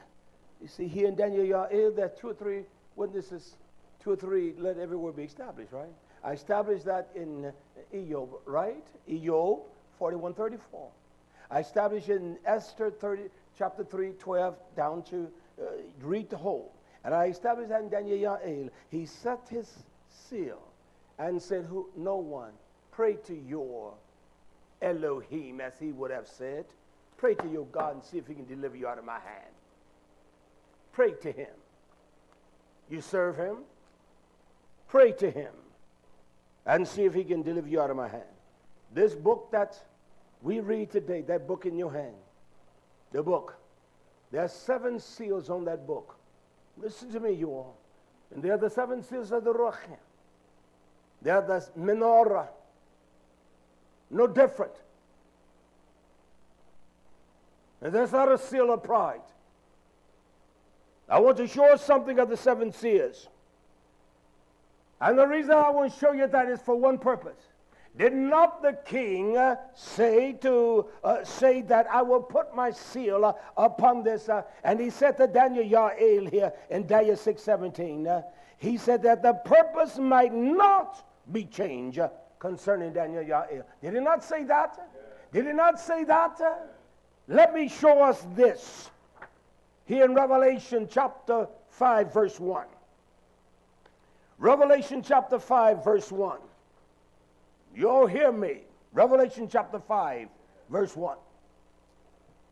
Looking on said, and I saw in the right hand of him that sat on the throne a book written within, and on the back side, he said, and the book was sealed with 7 seals. There were 7 seals. Fargis, principle, seals, 7 seals. And then he said again, he said, and I saw a strong malach with a loud voice, who is worthy to open the shofar, the book, and to loose the 7 seals thereof. The king said, no one can say with my signet, my ikha, on that stone, No one can say that Yah put his seal upon Yeshua. And it wasn't no seal of pride. It was the seal of the Ruchem of Almighty Yah, the seal of judgment. And if you don't have that seal of judgment, you don't have the Ruach of Yah. If you don't have the seal of understanding, you don't have the Ruach of Yah. If you don't have the seal of wisdom, you don't have the Ruach of Yah. If you don't have the seal of the fear of Yah, you don't have the Ruach of Yah. You don't have the seal of counsel, Musa. You have not. But the devil says that I am the king of those that have one dimension. They're prideful. They're proud. They're indignant. They're haughty. They're arrogant. My children are doing good. A wicked dog doing what you call good? They're not doing excellent. That's how we talk. I know how we talk. How do I know? Because I lived in a house with a mother. And she always thought her children were doing good. As wicked as we were. They're doing so good. I can knock on wood, baby. You ain't doing like them. I'm as corrupt as anyone, Mama. I'm as evil as they come. I'm doing the same thing Mogil is doing. They just haven't caught me. They got him. But baby, I can knock on wood. I'm proud of you. For what? And to see that that is not the attitude of nations, we are fed out wicked, dirty liars. I was telling the young man yesterday, I said, these are my sons. They're not my biological sons because I have no biological children. I said, the babies call me Puppy because they love me. I had ordered this big turkey fry. I can't wait to fry some of my butchered chicken. The chickens that the two Akim butchered. But I got some recipes that play in my mind. I want to do it. I said, I love to cook for my children. They're my babies and they enjoy it. Man said to me yesterday, Rayok, you just love to cook for the people. I said, what else can I give them? I have no money. I don't have no money. I said, I don't have no money. What else can I do? I said, I'm delighted that I can cook for them. And I want it to be right. I want my heart to be in it. So what else can I do? I can't give him the money. What money I would give? Come on. What? I don't have any. I give you my labor. And give you the love for doing that. And I will do it righteously and honorably because I love you. I said, so all my babies here, they call me Papi, and they love me. These are my sons, not in the sense that they're biological, but I love them. And I love my sons like I would love my own natural son. No different. I love my Achim like, I don't even know how I love my brothers. We just in a brood. But I love these Achim. And I don't say that. I don't say I love people. But I love my babies like I love my own grandchildren. I'm not going to have no grandbabies biologically. I'm not going to have any silly. But I love these like they're mine and those that come. You think I don't love YHWH-The? When they come, I sing all the time for them. And they cry, and I do that. When they would come, I would sing for them on their journey back home. I don't do that for everybody. I don't do that for everybody. And I haven't done that for everybody. There are those that I do that for because there's something special about them. I don't do that for everybody. I have nothing to give them. I don't have no money. I don't have no land. I don't have no houses I can give them. Yeshua said, I don't have the riches, but all I have I give unto you. In the name of the great one of YisraYah'ale, rise up. Rise and be healed. So that's all I can give you, Yeshua. Rise and be healed, nation. I can't give you nothing else. I can't give you no money. I can give you truth. And you will know whether I'm telling the truth. Listen, Revelation 5:2. I saw a strong Malach proclaiming with a loud voice, who is worthy to open the book and to loose the seven seals there. There's only one king. Is Yeshua our king? He is our king. He is only Malach that is able to open the seals. He is the only one. And when the king put his seal, no one can defy. Why can he open the seal? Because he is the seal. He is the seal. And he is the book that the seal is upon. That's why. That's why he can open that. That's why, nation. That's why he can open the book. He can open up the power of the fear of Yah unto us.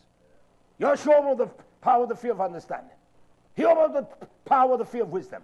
He opened the power of understanding. He opened the power of Musa. He opened up the Ruachim of Yah unto us.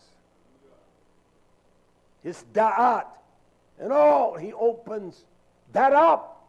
It is by the power of hearing the word.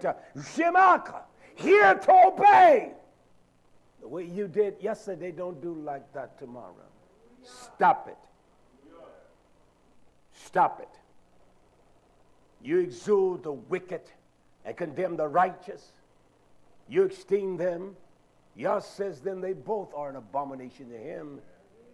You that exalt them that are evil, you know they're doing evil, and you are wicked that you will exalt them and not even speak with the same attitude about the nation of YisraYah'ale. That's evil. That's violent. Well, my mama, your mama's a liar. She has a whore's forehead. She's corrupt and evil.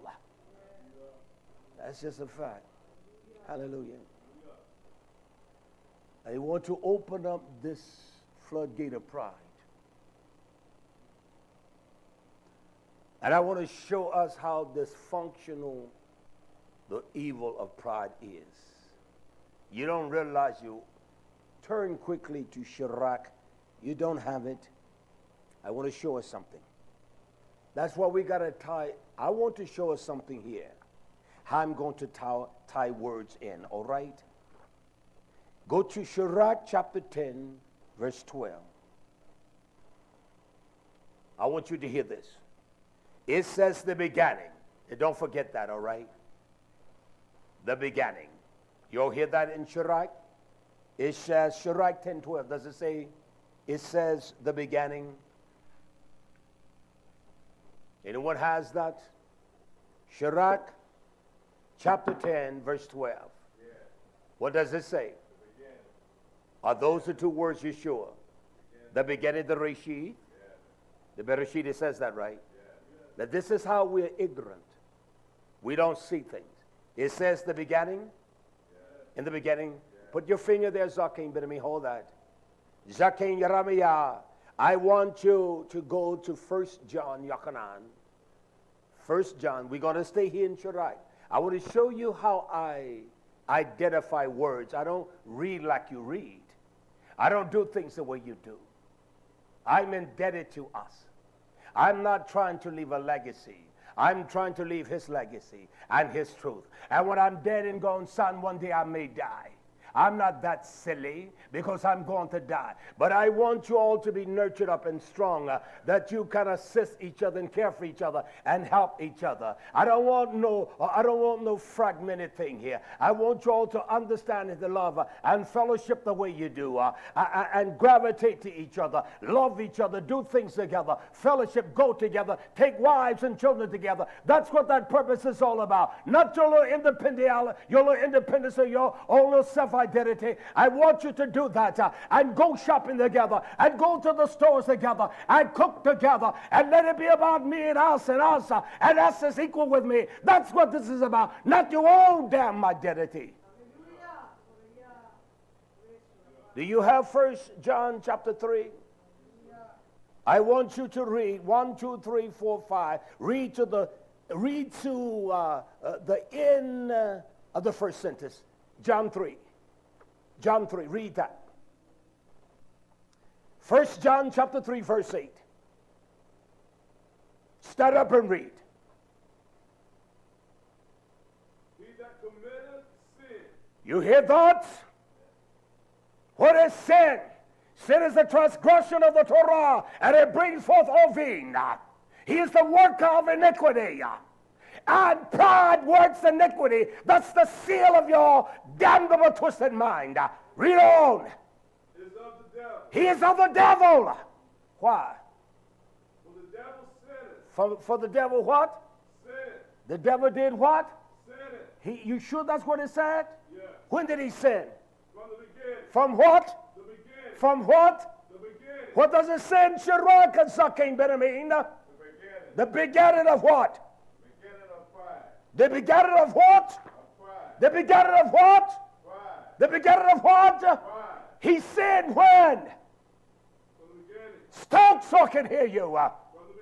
From the beginning. From the beginning.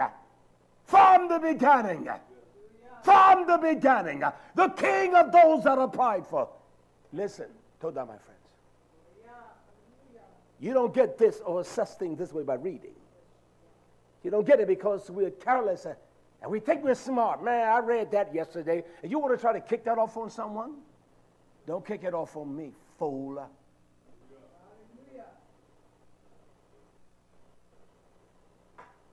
I had one to tell me that the Akim didn't even realize the purpose of Yahshua Impale. I said, bull, you know what I said. I even showed the person you didn't even know. Open up my book right there. And I asked this act to teach on that. And that's why he did it. I said, you read that last night. And you want to try to impose and think.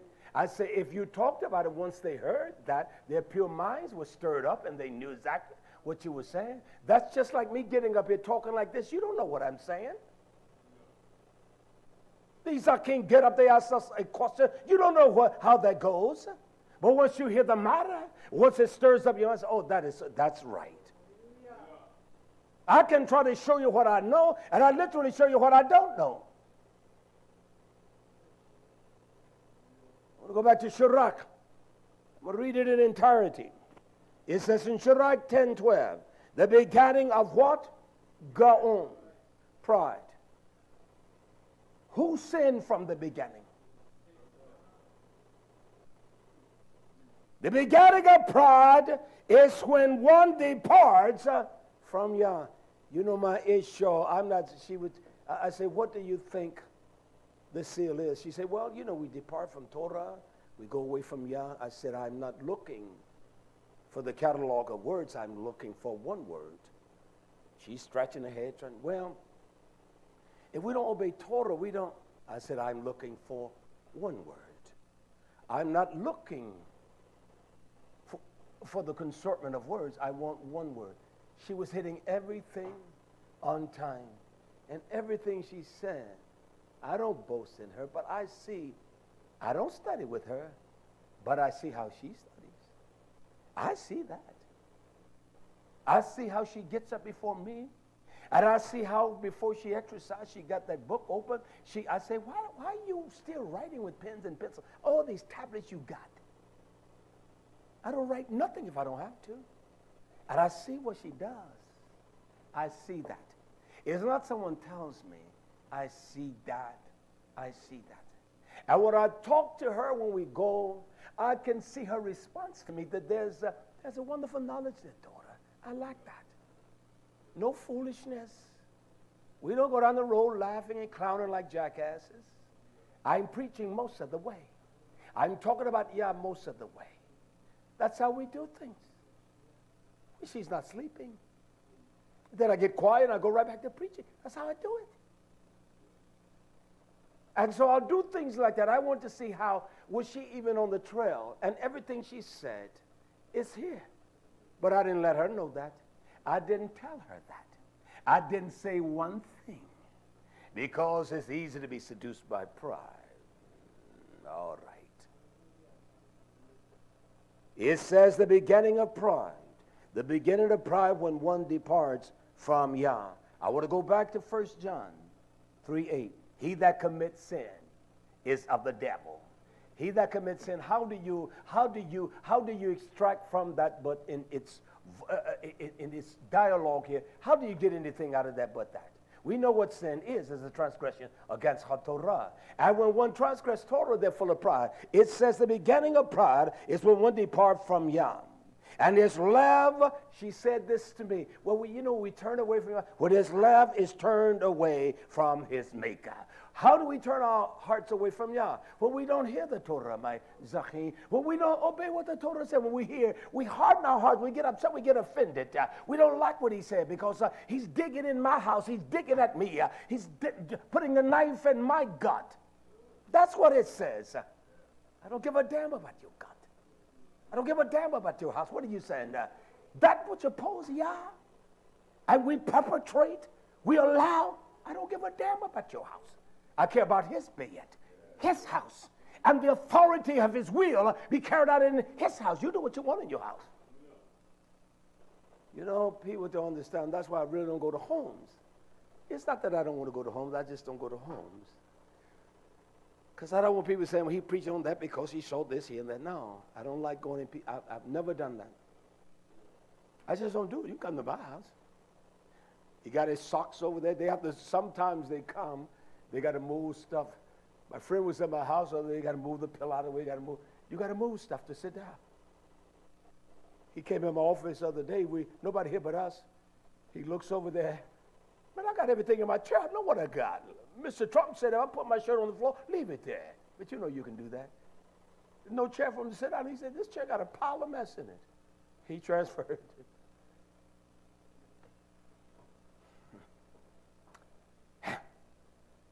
He transferred to one chair, pull over there. As graduates would say, we sought there. We sought. And I preached too. And my superlatives were not the most choice ones. I said I don't intend for them to be some. Hallelujah.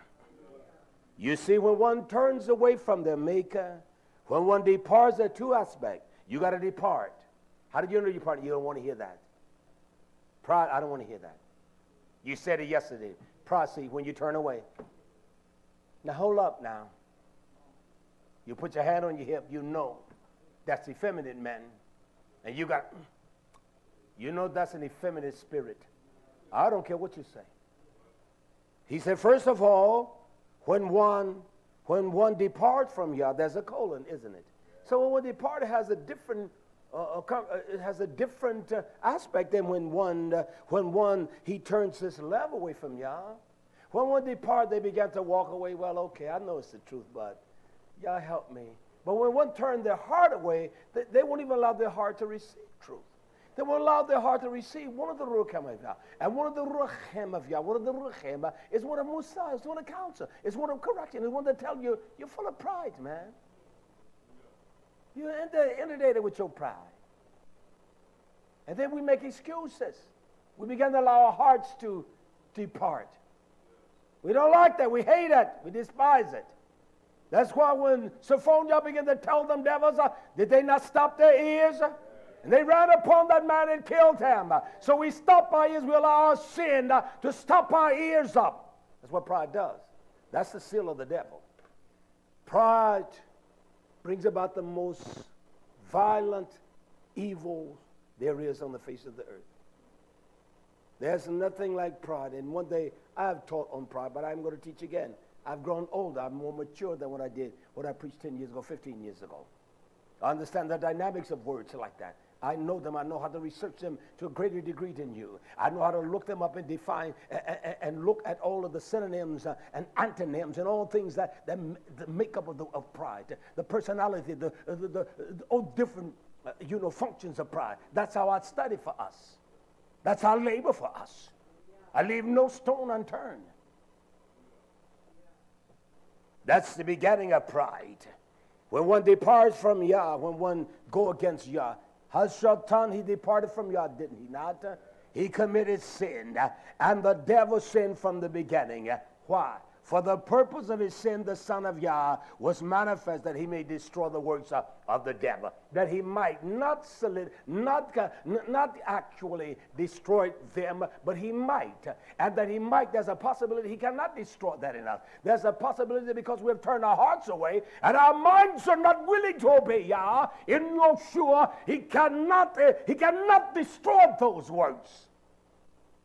He cannot destroy their pride. There's only one way it's going to come, by the hearing of Yah's truth.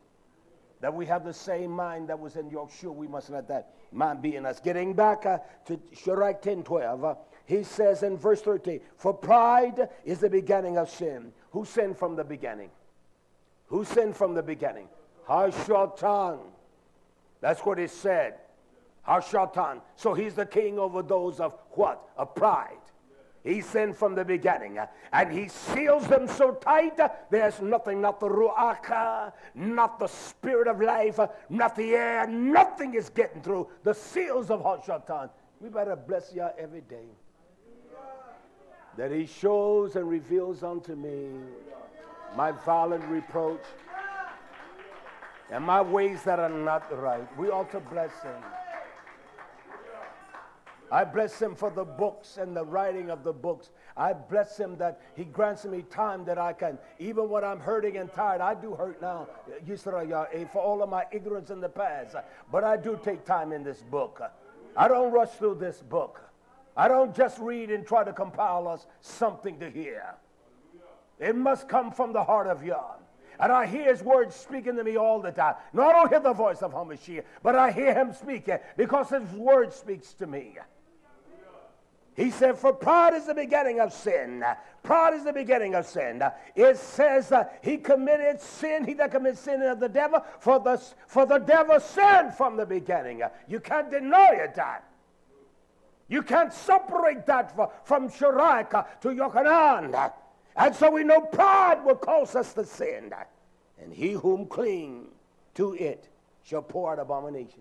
You that love pride, you're going to put filthy things before Yah. You will put the violent and the reprehensible, the evil and the wicked before you put Yah. There, you that are sitting out there, you will give your wicked whorish daughter $50. You will not send one dime here. You will give your dirty son money to go to a damn ball game or to a movie house. And you will not send one nickel here. Yeah, I'm saying it. You will give the little nieces and nephews, they're nasty and dressed like little nasty whores. You give them $50. You're saved to, that's right. You're saved to give them that, but you won't give Yah a damn nickel. It's a reproach. You're what I'll teach on that too. You're what YHWH calls an extortioner. You will let them call Yah a lie. You have no problem with that. No, they don't have to call him a lie. You bear witness that you know they're wrong. You concur and agree with them. Listen to me, y'all. This is not some little pancake way we're going to walk. We must give him all. We must give him all. You're not giving him subpar. You didn't give the damn world subpar. You must give him everything. All your mind, all your nefesh, and all your strength. He doesn't leave anything for any damn one. We'll do that. We'll strengthen the hands of the wicked. You'll sit here and no, I don't say things that are funny. And no, this messenger's dealing with you. You know I am. I'm not in your house. I'm dealing with us. You will not send one damn nickel. YHWH called them extortioners. I had a woman many years ago, she turned against me. And when she was sending money, she was sending it by the loads. She said, when you preached that day about the extortioner, I was so convicted. She said, when I saw it right there in the book, I saw my evil ways. And because I didn't concur with her in her lustful ways, she got mad at me. He says, for pride is the beginning of sin, and he who clings to pride, you're going to do that which is to Abel. You're going to do wicked things. You're going to justify the wicked and condemn the righteous. You're going to justify those that are violent against Yah. And you're going to exude the wicked. You will take time with some of the most reprehensible ones, but you won't take time with Yah's children. And that's just a sin. Shall pour out abomination. Therefore Yah brought up upon them, because he's going to bring upon you strange calamities, extraordinary. Y'all sure didn't tell we're going to have extraordinary affliction. He says many other affliction of the Sadiq, but y'all delivered them out of them all. He said extraordinary affliction for what? To overthrow them utterly. Pride go before destruction. That's why pride is always, before your destruction comes, Yah shows you how prideful you are and how your king doesn't care. How your king has sealed you. He has sealed your forehead. He has sealed you with pride. And the scales of that pride, the Ruach of Yah, cannot intervene for you. Because when you heard the truth, you hardened your heart. You will not be convinced of your sins and your corrupt ways and your violent reproach against Yah. You will not be convinced. You can't save the devil. We were taught in the Baptist church, pray for the devil, and just say, devil, Yah, God, please save the devil. We were taught those silly, silly things. That's a fact. Pray for everybody. Even pray for the devil. This is how stupid we were. That's what them dogs taught us. And so we still have the same thing. When I pray, I will pray for people. They can be as wicked as they come. I will only pray this prayer. Your will be done, Yah. I'm not praying nothing else. I'm not praying Yah save them. I'm not praying Yah deliver them. I pray the will of Yah be done. I don't know what to pray. I don't know how to pray for those that I once knew. I don't know how to pray for them. You may know. I don't know how to pray. And I don't do that kind of prayer for folks like that. I don't do it. I don't. YHWH didn't do it. So a part of my prayers is the prayer we hear every time we gather here. He didn't do it. He said, them, I don't pray for them. I pray for them that are yours. And I know they're yours. How? By the fruit of Ruach. How they live, how they walk. I know they have the fruit of Yah. I know. And so we would defy, what makes us defy YHWH? Our pride. Well, that's my grandbaby. I love him. But you don't love me. You don't love the nation. You don't love YisraYah'ale. That's the evil nation. The seal of darkness. Pride. Pride. The beginning of sin was pride. You began to sin when that your king says, I write a decree and it's sealed in your heart. And your pride began to adjudicate for you. I'm nothing. I don't want to be someone. And I don't want to be great. I want to show us the pompousness of pride. You all probably don't recall, this is one of the first messages I preached there in Charlotte when I began to preach. Here in YisraYah'ale. Isaiah. I want us to hear this in Isaiah chapter 14. This is the spirit of Babylon. The spirit of Babel now. That's why Yah says, come out of her, my people. Come out of Babel. Come out of her system. You can save all you want to. It's going down to the pit. It's going down to the pit. Your money is not going to buy you nothing.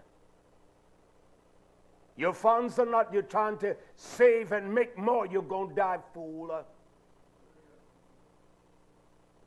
Your money is not going to buy you out of the gates of hell, out of the grips of Yah. And there are folks that are so wickedly stingy with Yah. They will give money to causes and do for those that are wicked and don't even know Yah, but they will not strengthen the hands of Yah's messenger. Look what it says in Isaiah 14:11. The pride, this seal, there's no remedy for pride. I'm telling you. That's what it says. The seal of shatan. Isaiah 14:11.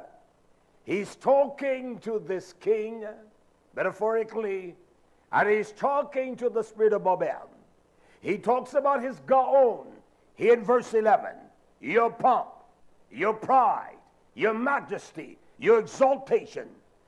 Yah said is brought down to Sheol, brought down to the gates of hell. And he talks about the noise, and the noise of your nebel, of your vials, of your instruments, your flutes, and all of your orchestra strings. Yah says, the worms is spread under you, and the tulah, the worms, cover over you. Listen, he says to shatan, the same nature as Mr. Trump, as every king, and everyone. He says to him, how are you, Nephal, from the Shemayim? He says, oh, Hillel, you that bear light, Lucifer. Does it say that? Yeah. He says, son of the morning, how are you cut down to the ground? You're coming down. You cause nations, people, to be weakened. For you have said in your violent heart, I will ascend into the heavens. Well, I don't think it takes all that. And so you change the word, don't you? You change the order and the construct of what Yah says, don't you? That's what you do. It's so, well, I don't see nothing wrong with that. You never said that. I've never said that when it came to Yah. I can say wholeheartedly, if I said that I'm a liar, I have never said it's okay. As he has opened up his knowledge to me, his truth convinced me of my sins, that I'm a violent, reprehensible thing. It is going to take more than I talk and more than I live. It's going to take all that he gave himself for, Yeshua. And you know what I'm doing is not what all he gave himself for, so that explains you as well.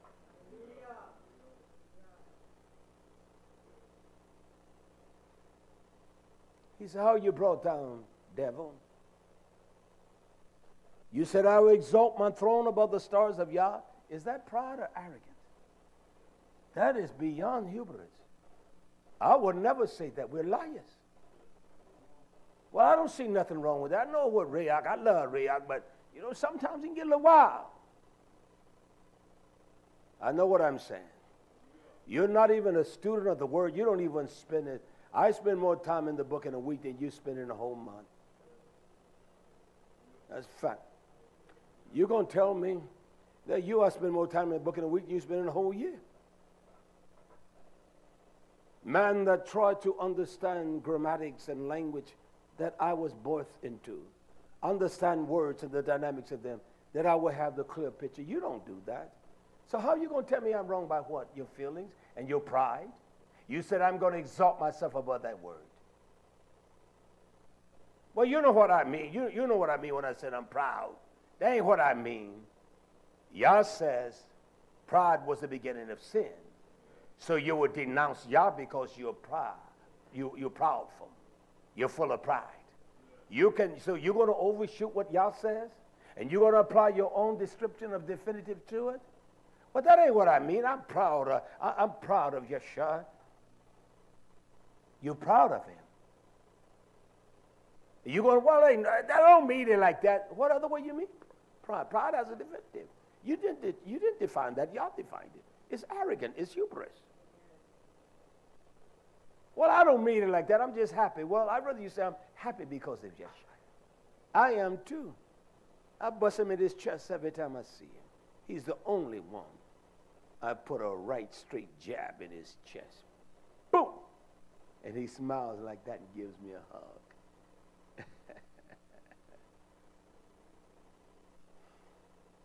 You're going to denounce Yah's word and say that that's not what it means? He said, devil, he said, I will sit upon the mountain, the high place, the head of Yah's moed place. I will sit in the congregation and I would tell you, you just do what I tell you. Don't do what I say. Don't do what I do. Do what I tell you and don't worry about what I do. Just do what I tell you. I've heard those devils tell people that. Just do what I tell you. Don't do what I do. You're a dirty dog. You're a devil. You're evil. Your pride speaks. He said, I'm going to ascend into the side of the north of Yah's place. Look now what he's saying. I'm higher than Yah. I'm greater. Verse 14, Isaiah 14:14. I will ascend above the heights of the clouds. I will be like the Most High. You see the power of pride? You see the power of pride? I'm going to be like him. That's the seal. You say, I know what the Torah says. Well, I know his name is there, but I believe in the name Jesus. You Jezebel, you old fool. I would tell you that. I don't care if it's my mother, your mother. It makes no difference at all. He gave us mitzvahs. And we cannot take his name shove. Yah said, he that doeth so will not be guilty. I don't give a damn if you're 109 when you die. You're going to die the death of pride.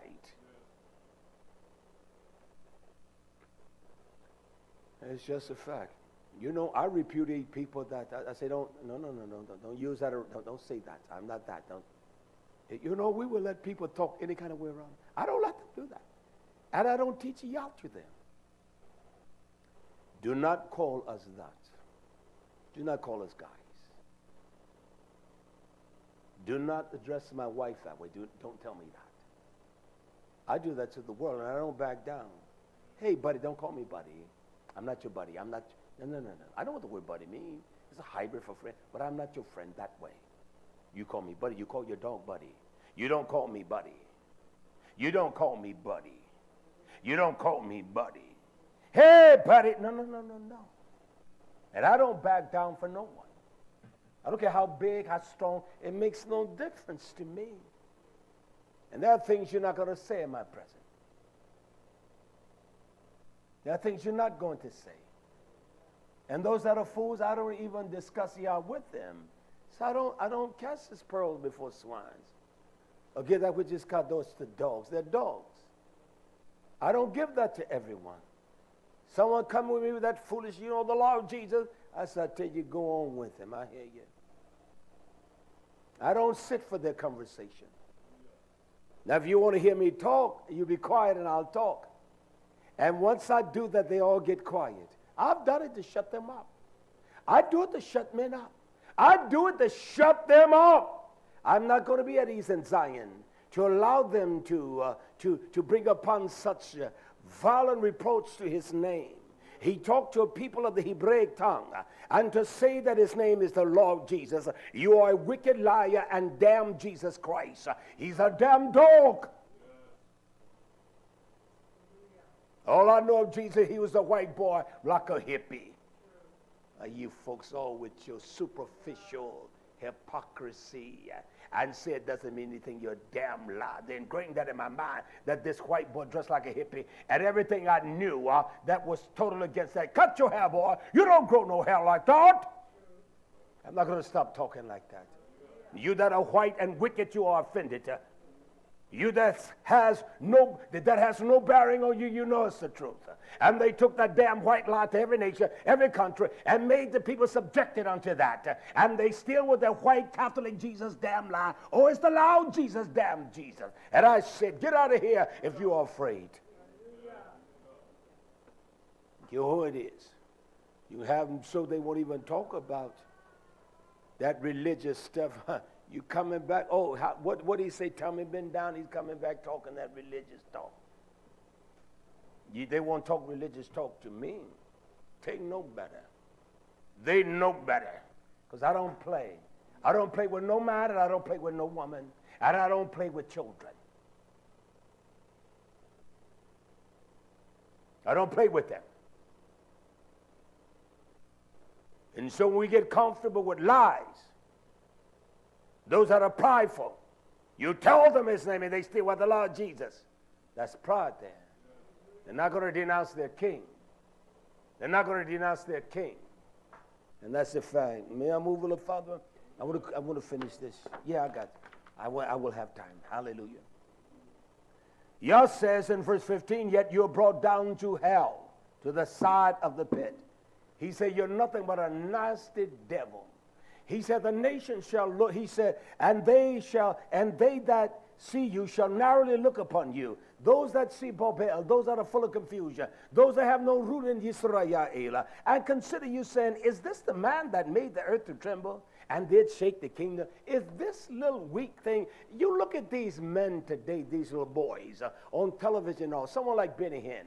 I heard a man say this, and I will get it right. I am a preeminent preacher of healing and demon casting out. He got a few, I would doubt if a few hundred. Benny Hinn got millions coming to him. Benny Hinn brings in hundreds of millions of dollars. And you're the premier? You're the prima donna? You are so arrogant. There's a depth of narcissism that it is known as immune narcissism. Immune. That one is so arrogant and so full of pride, nothing you say can make them feel guilty. There are those that are narcissists that they will say, well, yeah, Trump is a narcissist. And he'll say, well, we're going to make a dome for the dreamers. And tomorrow he becomes immune from anything that is upright. That is what that level of narcissism is called, immune narcissism. Immune narcissism is a narcissist that is so full of pride, they don't even, pride has to bow down to their thinking. And so they are immune from any kind of judgment, anything of assessment. They are totally immune from that. Stop it. Stop it. Don't play no games in here. Stop that now. Stop it. You're here, you're old enough to listen. You older got chewing gum in your mouth, take it out. Don't ever come to y'all's house chewing and all that kind of mess. I've never done that. Those are distractions. But ask for your undivided attention. Give that to me. Quit your silliness as though that you got the comprehension of things. Listen to what I say. And that's just a fact. Hallelujah. Stop the game. This is not a game place. You have 6 days to play. You don't come here to play. They're growing up. They're going to be young women one day. They're already at the threshold of that. Now leave it alone. It's settled. And they're going to say, are you the one that caused the nation to tremble and do those kinds of things and cause us to fall like that? Pride is going to bring your destruction. You're going down to the gates of hell. That's the seal of shatan. Let no one kid you. They don't have the system, the mechanics. Listen to me, please, everyone. There's no mechanics of system to be set up to give every man a mark on their right hand, in that sense, or tattoo them in their forehead. It's not. With all the chaos of destruction, how do you travel from one place to the other? How do you maneuver through? Their countries don't even have roads. That place, he said, it calls all. Not some nation. Listen, it did not separate a Jew, you of Judaism, from a Muslim. He's going to make the Jews and the Muslim. And they're all full of pride. The Muslims are as full of pride as Jews. They're as full of pride as Jews. And those white Jews would tell you, can't nobody be a Jew unless you're white. Really, you're not a Jew. That's it. I don't want to be a damn dirty Jew. And these clowns out here calling themselves Jews, they're so silly. They're so silly. They're silly. You can't be a Jew unless your mother was a Jew, a Jewish. That's not how Yah operates. He did not create the people of a people. And you silly ones that think you know, go look at the heritage of that nation. Where it began, it was a Hittite and a damn Amorite, all right? Stop with your stupid pride. That's what's wrong with these crazy young. That's why he told them you're nothing. I'm a Hebrew Israelite. You're nothing. And there are those, I'm a Hebrew Israelite. You're the sons of Israel. You're the sons of Israel. You're Edomite. You don't know one damn Edomite from another that is a Hebrew Israelite. From a strange land, you fool. I don't care who it is. If it's your mammy, I say that to them. And stop your juvenile, prideful ways. I'm proud of nothing. As old folks who say, I'm glad he made me free. I'm glad that he elected me. These are the people that call themselves Hebrews are the most rebellious and the most stubbornest and the stiff-necked. He didn't have to deal with the Amorites like that.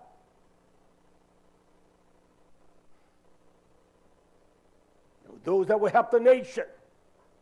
Those that didn't help the nation, they were Hebrews. It was not the Africans that sold the Hebrews. It was Hebrews. It was from the same lineage. He was sold by the 11 tribes. Hypocrites. He was sold into slavery in Egypt, Potiphar's house. And that's a fact. His own brother sold him. So get off your wicked low horses. You got to have that to have any kind of sense of worth. I know my value. Can I tell you? The value of a worm. I'm going to die. And I'm going to stink like the richest of men. Like the poorest one that dies there in some of the nations. Whether it's on the continent of Africa or in China. Whether it's in the Philippines or in Cuba. And their bodies rot. Stupid individuals. We're crazy. As though we have some worth. We made out of the same dirty, stinking stuff. When white flesh dies, it stinks like a buzzard. Black flesh dies. Hebrews die. They stink like a buzzard. And the same skin worms that lay maggots on the white man, they have no respect of person. They're going to lay maggots on you as well. Let's get real. Let's get real.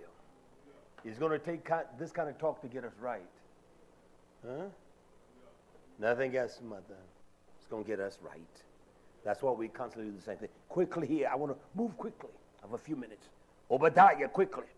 I just read us the Ruach of the spirit of Shatan and the king of Babel. Look at this right here. This is amazing here.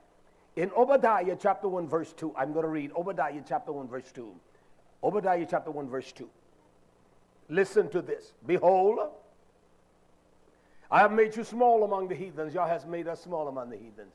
He has made Esau small among the heathens. He has made us small among the heathens. And you are greatly despised. Look what he talks about here in verse 3. He talks about the Zadon, your arrogance. He said, the pride of your heart has beguiled. Who beguiled Eve? Did not sin begin in the beginning? So the word here is the same as beguile. Nashor. He says, your heart deceive you. Your own heart has beguiled you. It's not my heart that beguiles you. You think highly of yourself. You're going to exalt yourself above the Torah of Yah because your pride, the seal of your king, your father, Hashatan, the enemy of Yah. He said, it's your heart has deceived you. That dwell in the clefts of the rock. Isn't that what he said? I'm going to exalt my place. Isn't that what Esau says? Look at this now. Whose habitation is high. That says in his heart, who shall bring me down to the ground? No one is going to bring me down. That's the nature of Esau. That's the nature of pride. No one is going to bring me down. It's a seal of death. What it really is. It's a seal of death. It's an offense against the nation. That's what Lucifer says. It's going to bring me down. Though you exalt yourself as an eagle. See, there are those clowns that would tell you this country is the land of Esau. Because what is the insignia of this country? It's the eagle, isn't it? See, you're always shaking your head like you got something. You're silly. What is the emblem of Mexico down there? Same thing. An eagle incorporated into that. So there are Hebrews that say the Mexicans are Hebrews. We are dumb people. There are quite a few countries that have the eagle as their symbol. These are people say they know, they won't even research that. And you can Google that and find that. And that's how dumb they are. And they think, yeah, that's it. And they think you're going to go their way. Now go the way of the book. He talks about us soaring above the heights. We're going to mount up as wings with an eagle. Did that make me Esau? We better be careful. You're not as smart as you think you are. And you're not as bright as you think you is. You're ignorant. Because you have not searched out the ramification. I do. I know the countries that have the sign of the eagle or the eagle in the ensign, the symbol of the nation. It is about 13 of them.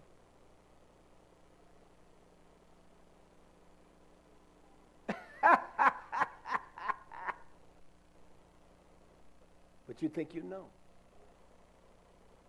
It's how dumb we are. That's why we old men, we better wise up and get wise.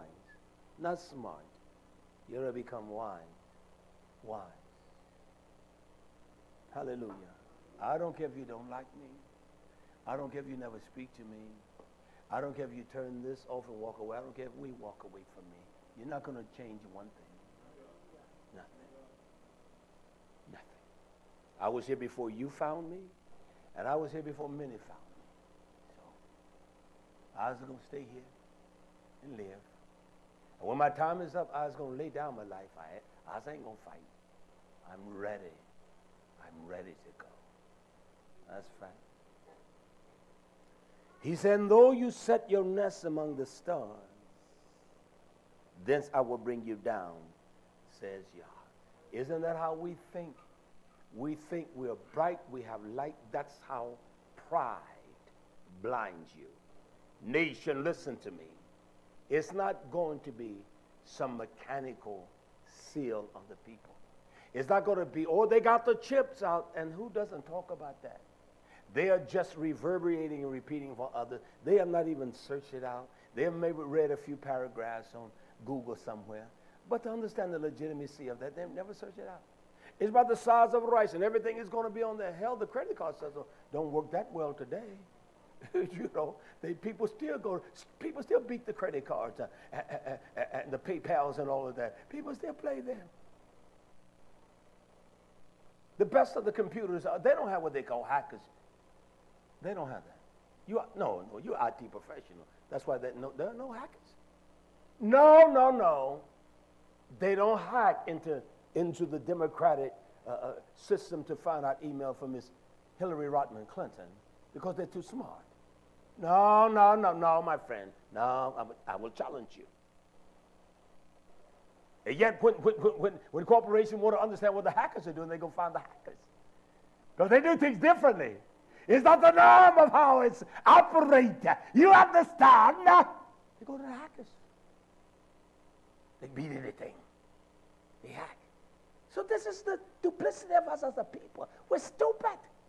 We think we know everything. I'd rather be a man that understands the beauty of his Yoshak salvation than trying to think that I know some of the extremes and I can elaborate on that. I'd rather talk to simplicity. Because you can talk to children, you can talk to anyone, and your voice will reverberate truth, and will reverberate a care and a kindness, and it will surpass my voice or anyone else's voice who talks like me, who say damn and hell. It will surpass that. I'd rather be a man like that. But I know what he has positioned me for. I know that. So I can appreciate a man talking like that. Instead of it, you can say anything. Yeah, I know, I got it. You don't know. You don't spend enough time in that. You don't labor hard enough. I do. Why? Because I love his people. And I want to share everything I know at the time with you. I can't share everything I know because I'll be talking and I will never quit quickly. Hallelujah. I want to show us one of the most powerful essays here. It's found in 1 Maccabean. Listen to this in Maccabean. I want to read it. This is Matithiah as he blesses his son. You all just hear this. I want you to hear it. Just write it down. Maccabean, 1 Maccabean, chapter 2. Read the whole chapter. You'll understand the legitimacy. That's what he says. Now when the time drew near that Matithiah should die. Now that's silly now. If we think that we're not going to die and just, man. No, time is drawing near that I'm going to die. I know Doc came and tell me, no, we need you. I know you need me around because I need to be around. But the time is drawing near that I'm going to die. So I'm doing what Matithiah is doing. The time drew near, closer. It's closer today than when I was 1 year old, or 5 year old, or 10 year old, 25, or 35, 55. Because I've gone beyond that at 60. So it's closer now than it was in those days, all right? When he came to die, he said to his son, this is what he said to them. Of all things, Matithiah, Maccabean, 1 Maccabean 2:49, he said to his son, now now has pride and rebuke gotten strength. The time of destruction, wrath, and indignation. He said, now is the time. What he's saying, now has pride and rebuke gotten strength. It has grown strong. Why? Because the time of destruction and wrath of indignation. Colon there now. Now therefore, my sons, be zealous for the Torah. Be zealous, not to be prideful. I'm proud of our son at Mayberry High School. I look at those sons, I want to spit on them. Look at those silly mama. You can look at them and say, well, you can't, I can't believe the boys unless they're social promoting him or daughter. I ain't buying that. This is what we must be zealous for. Now, therefore, my son, be zealous for the Torah. And this is what we must do. And give your lives for the covenant of your Avad. Give your lives for the sake of Abraham, Yitzchak, and Yaakov. Give yourself in covenant with them. And then he commands his son, call to remembrance what acts. Always go back and look at what our fathers did. There's nothing more profound than a father leaving a son or daughter, the mother a legacy. They saw their lives. They knew their lives. They were clean. They lived right. They walked right. That's why I say, and I know there are those out there, some of us get a little, you get a little. I want the babies to see me die. When I get ready to die, I want you all to bring them and let them see Poppy. Yes, I want to kiss them. You know, and we as a people will frown on that, but the wicked will bring their babies to see the old dying grandmammy that have lived like a hellcat all her life. I want my babies to see me die. If I can endure the weather, if I'm in bed, bring me outside and let me just see the sun and let me die. When it came time for Matithias to die, he gave his sons instruction. The zenith of pride will rise, but you be zealous. You be more than willing to obey the Torah. You don't let nothing come between you and Torah. You don't let each other. You don't let money. You don't let wife. You don't let husband. You obey what the Torah says. Be zealous for the Torah.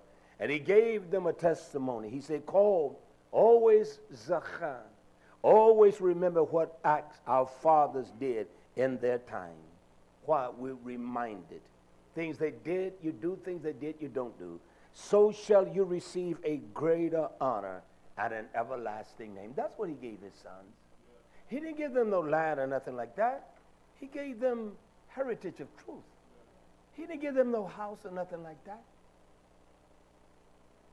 We're sojourners. We're wanderers in this land. We have no certain place but the kingdom of Yah. He didn't give them no land or houses. Within 2 generations, one is lost and gone. Someone has it. That's silly. I would rather give my son this and die penniless than to try to save every dime I got to try to put up something for them to have something. They still don't have nothing. And tell them, my son, just like this man did, he said, I want you to be you zealous for the Torah of Yah and give your lives no fun. Lay down your life. Don't worry about what others are doing. Lay down your life for the covenant of your fathers. Show that you believe the covenant Yah made with Abraham. And we see the extension of that through Yaakov, that we are the 12 tribes of YisraYah'ale. Lay down your life for that. No, you will tell them, lay down your life for what? For your job, for your expertise of your graduate studies. It doesn't mean nothing. I don't care how, quote, good you think you is, unquote. There's always someone better in the same field. It makes I don't care what you think you know and how caring you are. There's someone that cares more. Nearly 7 billion people on this earth. You don't stop that. You don't even know all the people. I know all the people in my community. I can say that. You don't know every neighbor around you. You never have. Those are the words he gave to his son. Why? Don't let the delusion of pride rise up in you people and cause you to deny Yah. And this is what he says in verse 52. Was not Abraham found faithful in temptation? And it was imputed into him for righteousness, Sadiqam. Was he not? But he was tried by Yah. Sarah. Yah said, that's a faithful man. I want him to say, I'm faithful. Well done, my faithful servant, my son, in whom I'm well pleased. That's what I want. I don't want to have no pride. That's why when you have pride, you're going to sin. Pride is the beginning of sin. Pride. And the children of that kingdom, they're full of pride. You become so arrogant. Truth doesn't even bother you. You're going to do it anyway. Well, Mama, you do it that way. That's not how it is. Daddy, come on, Dad. That's how they talk. That's how they talk. And I want to close here from Jeremiah the prophet. I want us all to hear this. Jeremiah chapter 13, verse 8. It says, then the word of Yah came, Chaya. It entered. It came to me. The word of Yah came to me, is what the Nabi says. He said, this says Yah. Yah says, after this manner, I will show hath. I'm going to bring low. I'm going to corrupt. I'm going to cause ruin. I'm going to injure. I'm going to mar the pride of the heathens or Yehuda? Of Yehuda. We the children of Yah, he says, I'm going to make you so corrupt, I'm going to mar your pride. He didn't say Esau. He's talking about his own people. He says, and the great pride of YHWH. I'm a Hebrew Israelite. Oh, they have so much pride, it's pathetic. I heard a man say one day that I don't care how much wickedness we've done. He said nothing about repenting. We're going to be all right, guys. He's going to bring us in. That's a lie. That's a flat out lie. This is how stupid those believe, because they say they're Hebrew Israelites, that they got a passage of just because of the hue of their skin. That's stupid. Yeah. It's stupid as hell. He says, Yah says this in verse 10. Does he say this evil people? Yeah. This evil people. Which what? Refuse to hear my words. You see, that's what she said to me when I asked her. I wanted the one word. Well, when we refuse to hear the Torah, what Yah says, I said, I want one word to give me the significance. One superlative that denotes the seal of shatan. These are the attributes of that seal. And they're full of pride. And so when he calls that seal, when he calls that the seal, the mind of Havah, she brought her husband into that delusion. It wasn't the man that sinned first, it was the woman. She sinned. And that's why out of their loin came forth evil and tongue. One that offered righteously and one that offered the offerings, the zabach of pride. I'm strong, I'm mighty. There's even people which refuse my word. What they do, they walk in their shiruth. They walk in their imagination. They're stubborn. Their hearts are hardened. They defy me, is what Yah says, of their heart. And they walk after the gods. They serve them. Yet they worship them. They don't shahah Yah. They worship them. Shall even be an Aaron, or a girdle, which is metaphorically a faithfulness. They shall be a girdle which is profitable for nothing. Girdle is not worth a dime if it doesn't hold the content in place and give form and shape. It's not worth a dime. Then he says, for as the girdle cleaves to the loins of a man, so have caused cleave, so have I caused to cleave to me the whole bed YisraYah'ale, and the whole house Yehuda, says Yah, that might be to me. Look what he wants us to be. He used the words am, a people. he used the word am, or he may call us goyim, but he used the word am when it denotes a special people unto him, that they may be to Yah a member of one's people. As we were saying today, this my people, man. This my people. Had no physical relationship, but this my people, man. When one's people, and we the people of Yah, and we shall be for a name, a Hashem. How can you be of Yah and you don't even call him by name? For a name, for a tilhilah. What is a tilhilah? He said for a praise. That is a praise of singing. That is a praise where people of song, they open their mouth. And for a tifrah, for a beauty. But what happened? We were not even here. Why? Because of pride. Because of the seal. These are the children of hell. And they're not going to change. Mama, I know what I'm doing. Oh, Mama, that's old-fashioned. Daddy, come on. Come on. I got it made. I got it made, Daddy. I saw my grandbabies the other day. I say to us all the time, my natural sister, she always tells me, I haven't talked to my sister in years, no more when I saw when my natural brother died. They came. And she said to me, she will always say to me, oh, yeah, they're doing good. That's how she talks. Everybody's doing good. The boy's in jail. How in the hell he's doing? Oh, yes, that girl got a scholarship to Georgia Tech. Oh, my, Joe's children, they're doing good. And she always put that, I just look at the silly thing. I don't know how good they're doing now. When I talked to my natural brother about doing the taxes, he's will be coming next week. Because to do our taxes, I want him here, sit down in my house, watch him. I don't care if he is listening. That he said to me that when I called him about doing the taxes for us, that she's walking around just like my brother with this oxygen tank on her. I said, wow. She got this tank on her.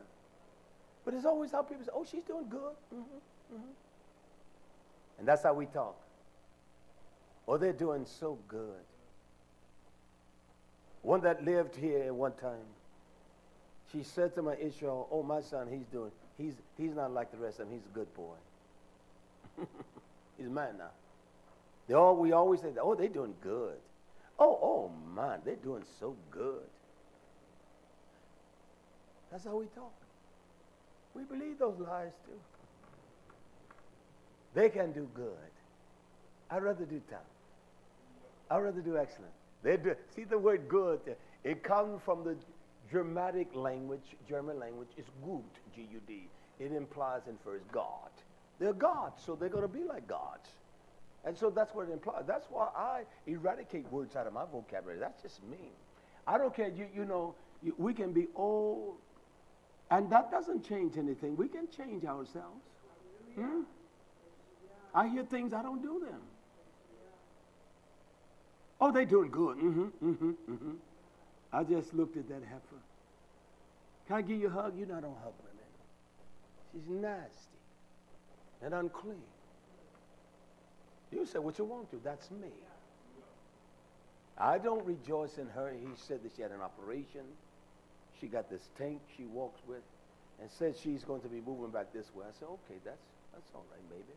She may want to come down to service one. I said that to myself, but that heifer ain't coming. That heifer is far from Yah. That's where she is. Forgive me, Yah, she's not a heifer. She's a cow. Heifer's pristine, clean. Heifer hasn't been touched. She hasn't had no calves. She grew up to the different stages. And then she becomes a cow. 2 stages. Calf, yearling, then she becomes a cow. She only becomes a cow. She has a calf. That's when she becomes a cow. So they speak folly because they're full of pride. Listen, I close with this. There's no machine coming here and mark us. That's stupid. Forget it.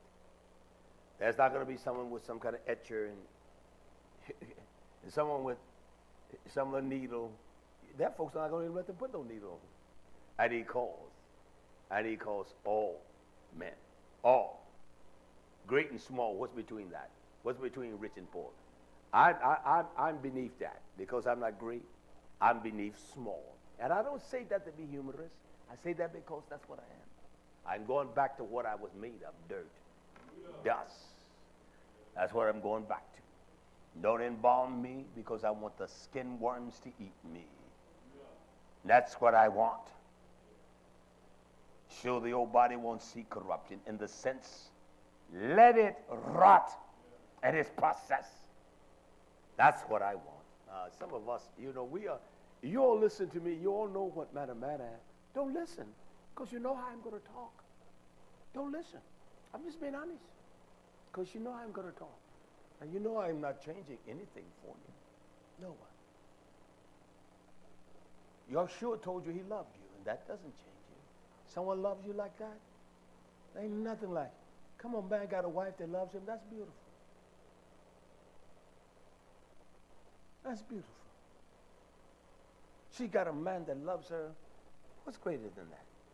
You got a king that loves you, that he shares everything with you. And he shows you he loves you, that he puts some uncouth man of no distinctive qualities before you to tell you his truth.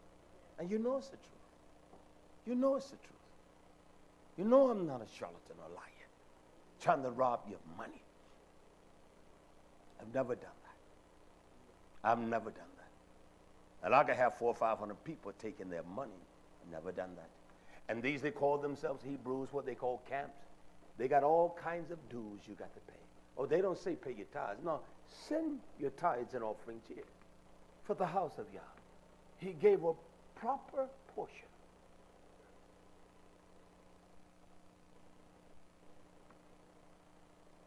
And then when you understand communal construct like they did with Kefar, they brought it to the Shilisham feed. And everybody, no one here is, are you liking? I'm not liking anything at all. I got food. I got leftovers from yesterday. I said, baby, I want to eat the rest of this. I took it out this much. I want this. I want my sweet potatoes. I want my oat. I want this right here. No, not this. I want this. I don't want nothing. I don't want that. I want this. That's what I want. I want to eat this today. What? Because it was tough yesterday? I just messed up last night. I got some hummus. It's kind of spicy kind. And I love it. And I simply stumbled up on a bag of sweet potato chips. I like sweet potato chips. I got these at Aldi's. So I went through 3/4 of that bag and I ate a segment of hummus. So yesterday I didn't want to eat too much. I ate too late, around 2:30. I didn't have enough grip in the gut. And I said, no, I'm going to eat some of this hummus and sweet potato chips. I don't care if I roll in the bed like a snake. I don't care if I'm hollering. I'm going to eat some of this. And I did, but I just didn't eat enough. But I'm going to part down today because tonight, I'm going to eat some of my sweet potato chips. And I said to this, okay, get me 2 bags because that other bag is gone. So I got enough for tonight, tomorrow night, Monday night. How about that? So be encouraged, nation. Be strong, love each other, and care for each other above all things. This is how the nations will know you. We are the disciples of HaMashiach, that we have true love one for another. We must show the love to each other first. You can't show love to a stranger unless you show it to me. Let us stand to our feet. Bless you all. You that have joined us today, bless you all. Be encouraged. Hallelujah. And all things are about we do barak you in YHWH's name. We want to pray for our friends. We told the youth out YisraYah'ale, his sickness, he's overcome. Bless him, I pray. Strengthen him, and also hold the Imam Hazel there in Greenville. Bless her in YHWH's name. Touch her in a mighty way, and according to your will, Almighty Yah. And also our friend Kevin there, and his Ishor there, Ahod Kim Yah in Illinois. Touch him. And he's informed that he was sick. Yah, heal him. And touch his body. As you touch all of our bodies, heal us in YHWH's name. Give us all strength, Yah. We need that. Bless your nation, your people. All of them, Yah. everyone that is listening. Those that are not listening, bless your people, bless us all. Keep us strong in Yeshua's mighty name. We ask these simple blessings according to your will. Hallelujah. Hallelujah. Hallelujah. Yabrak, shalom nation. No. No.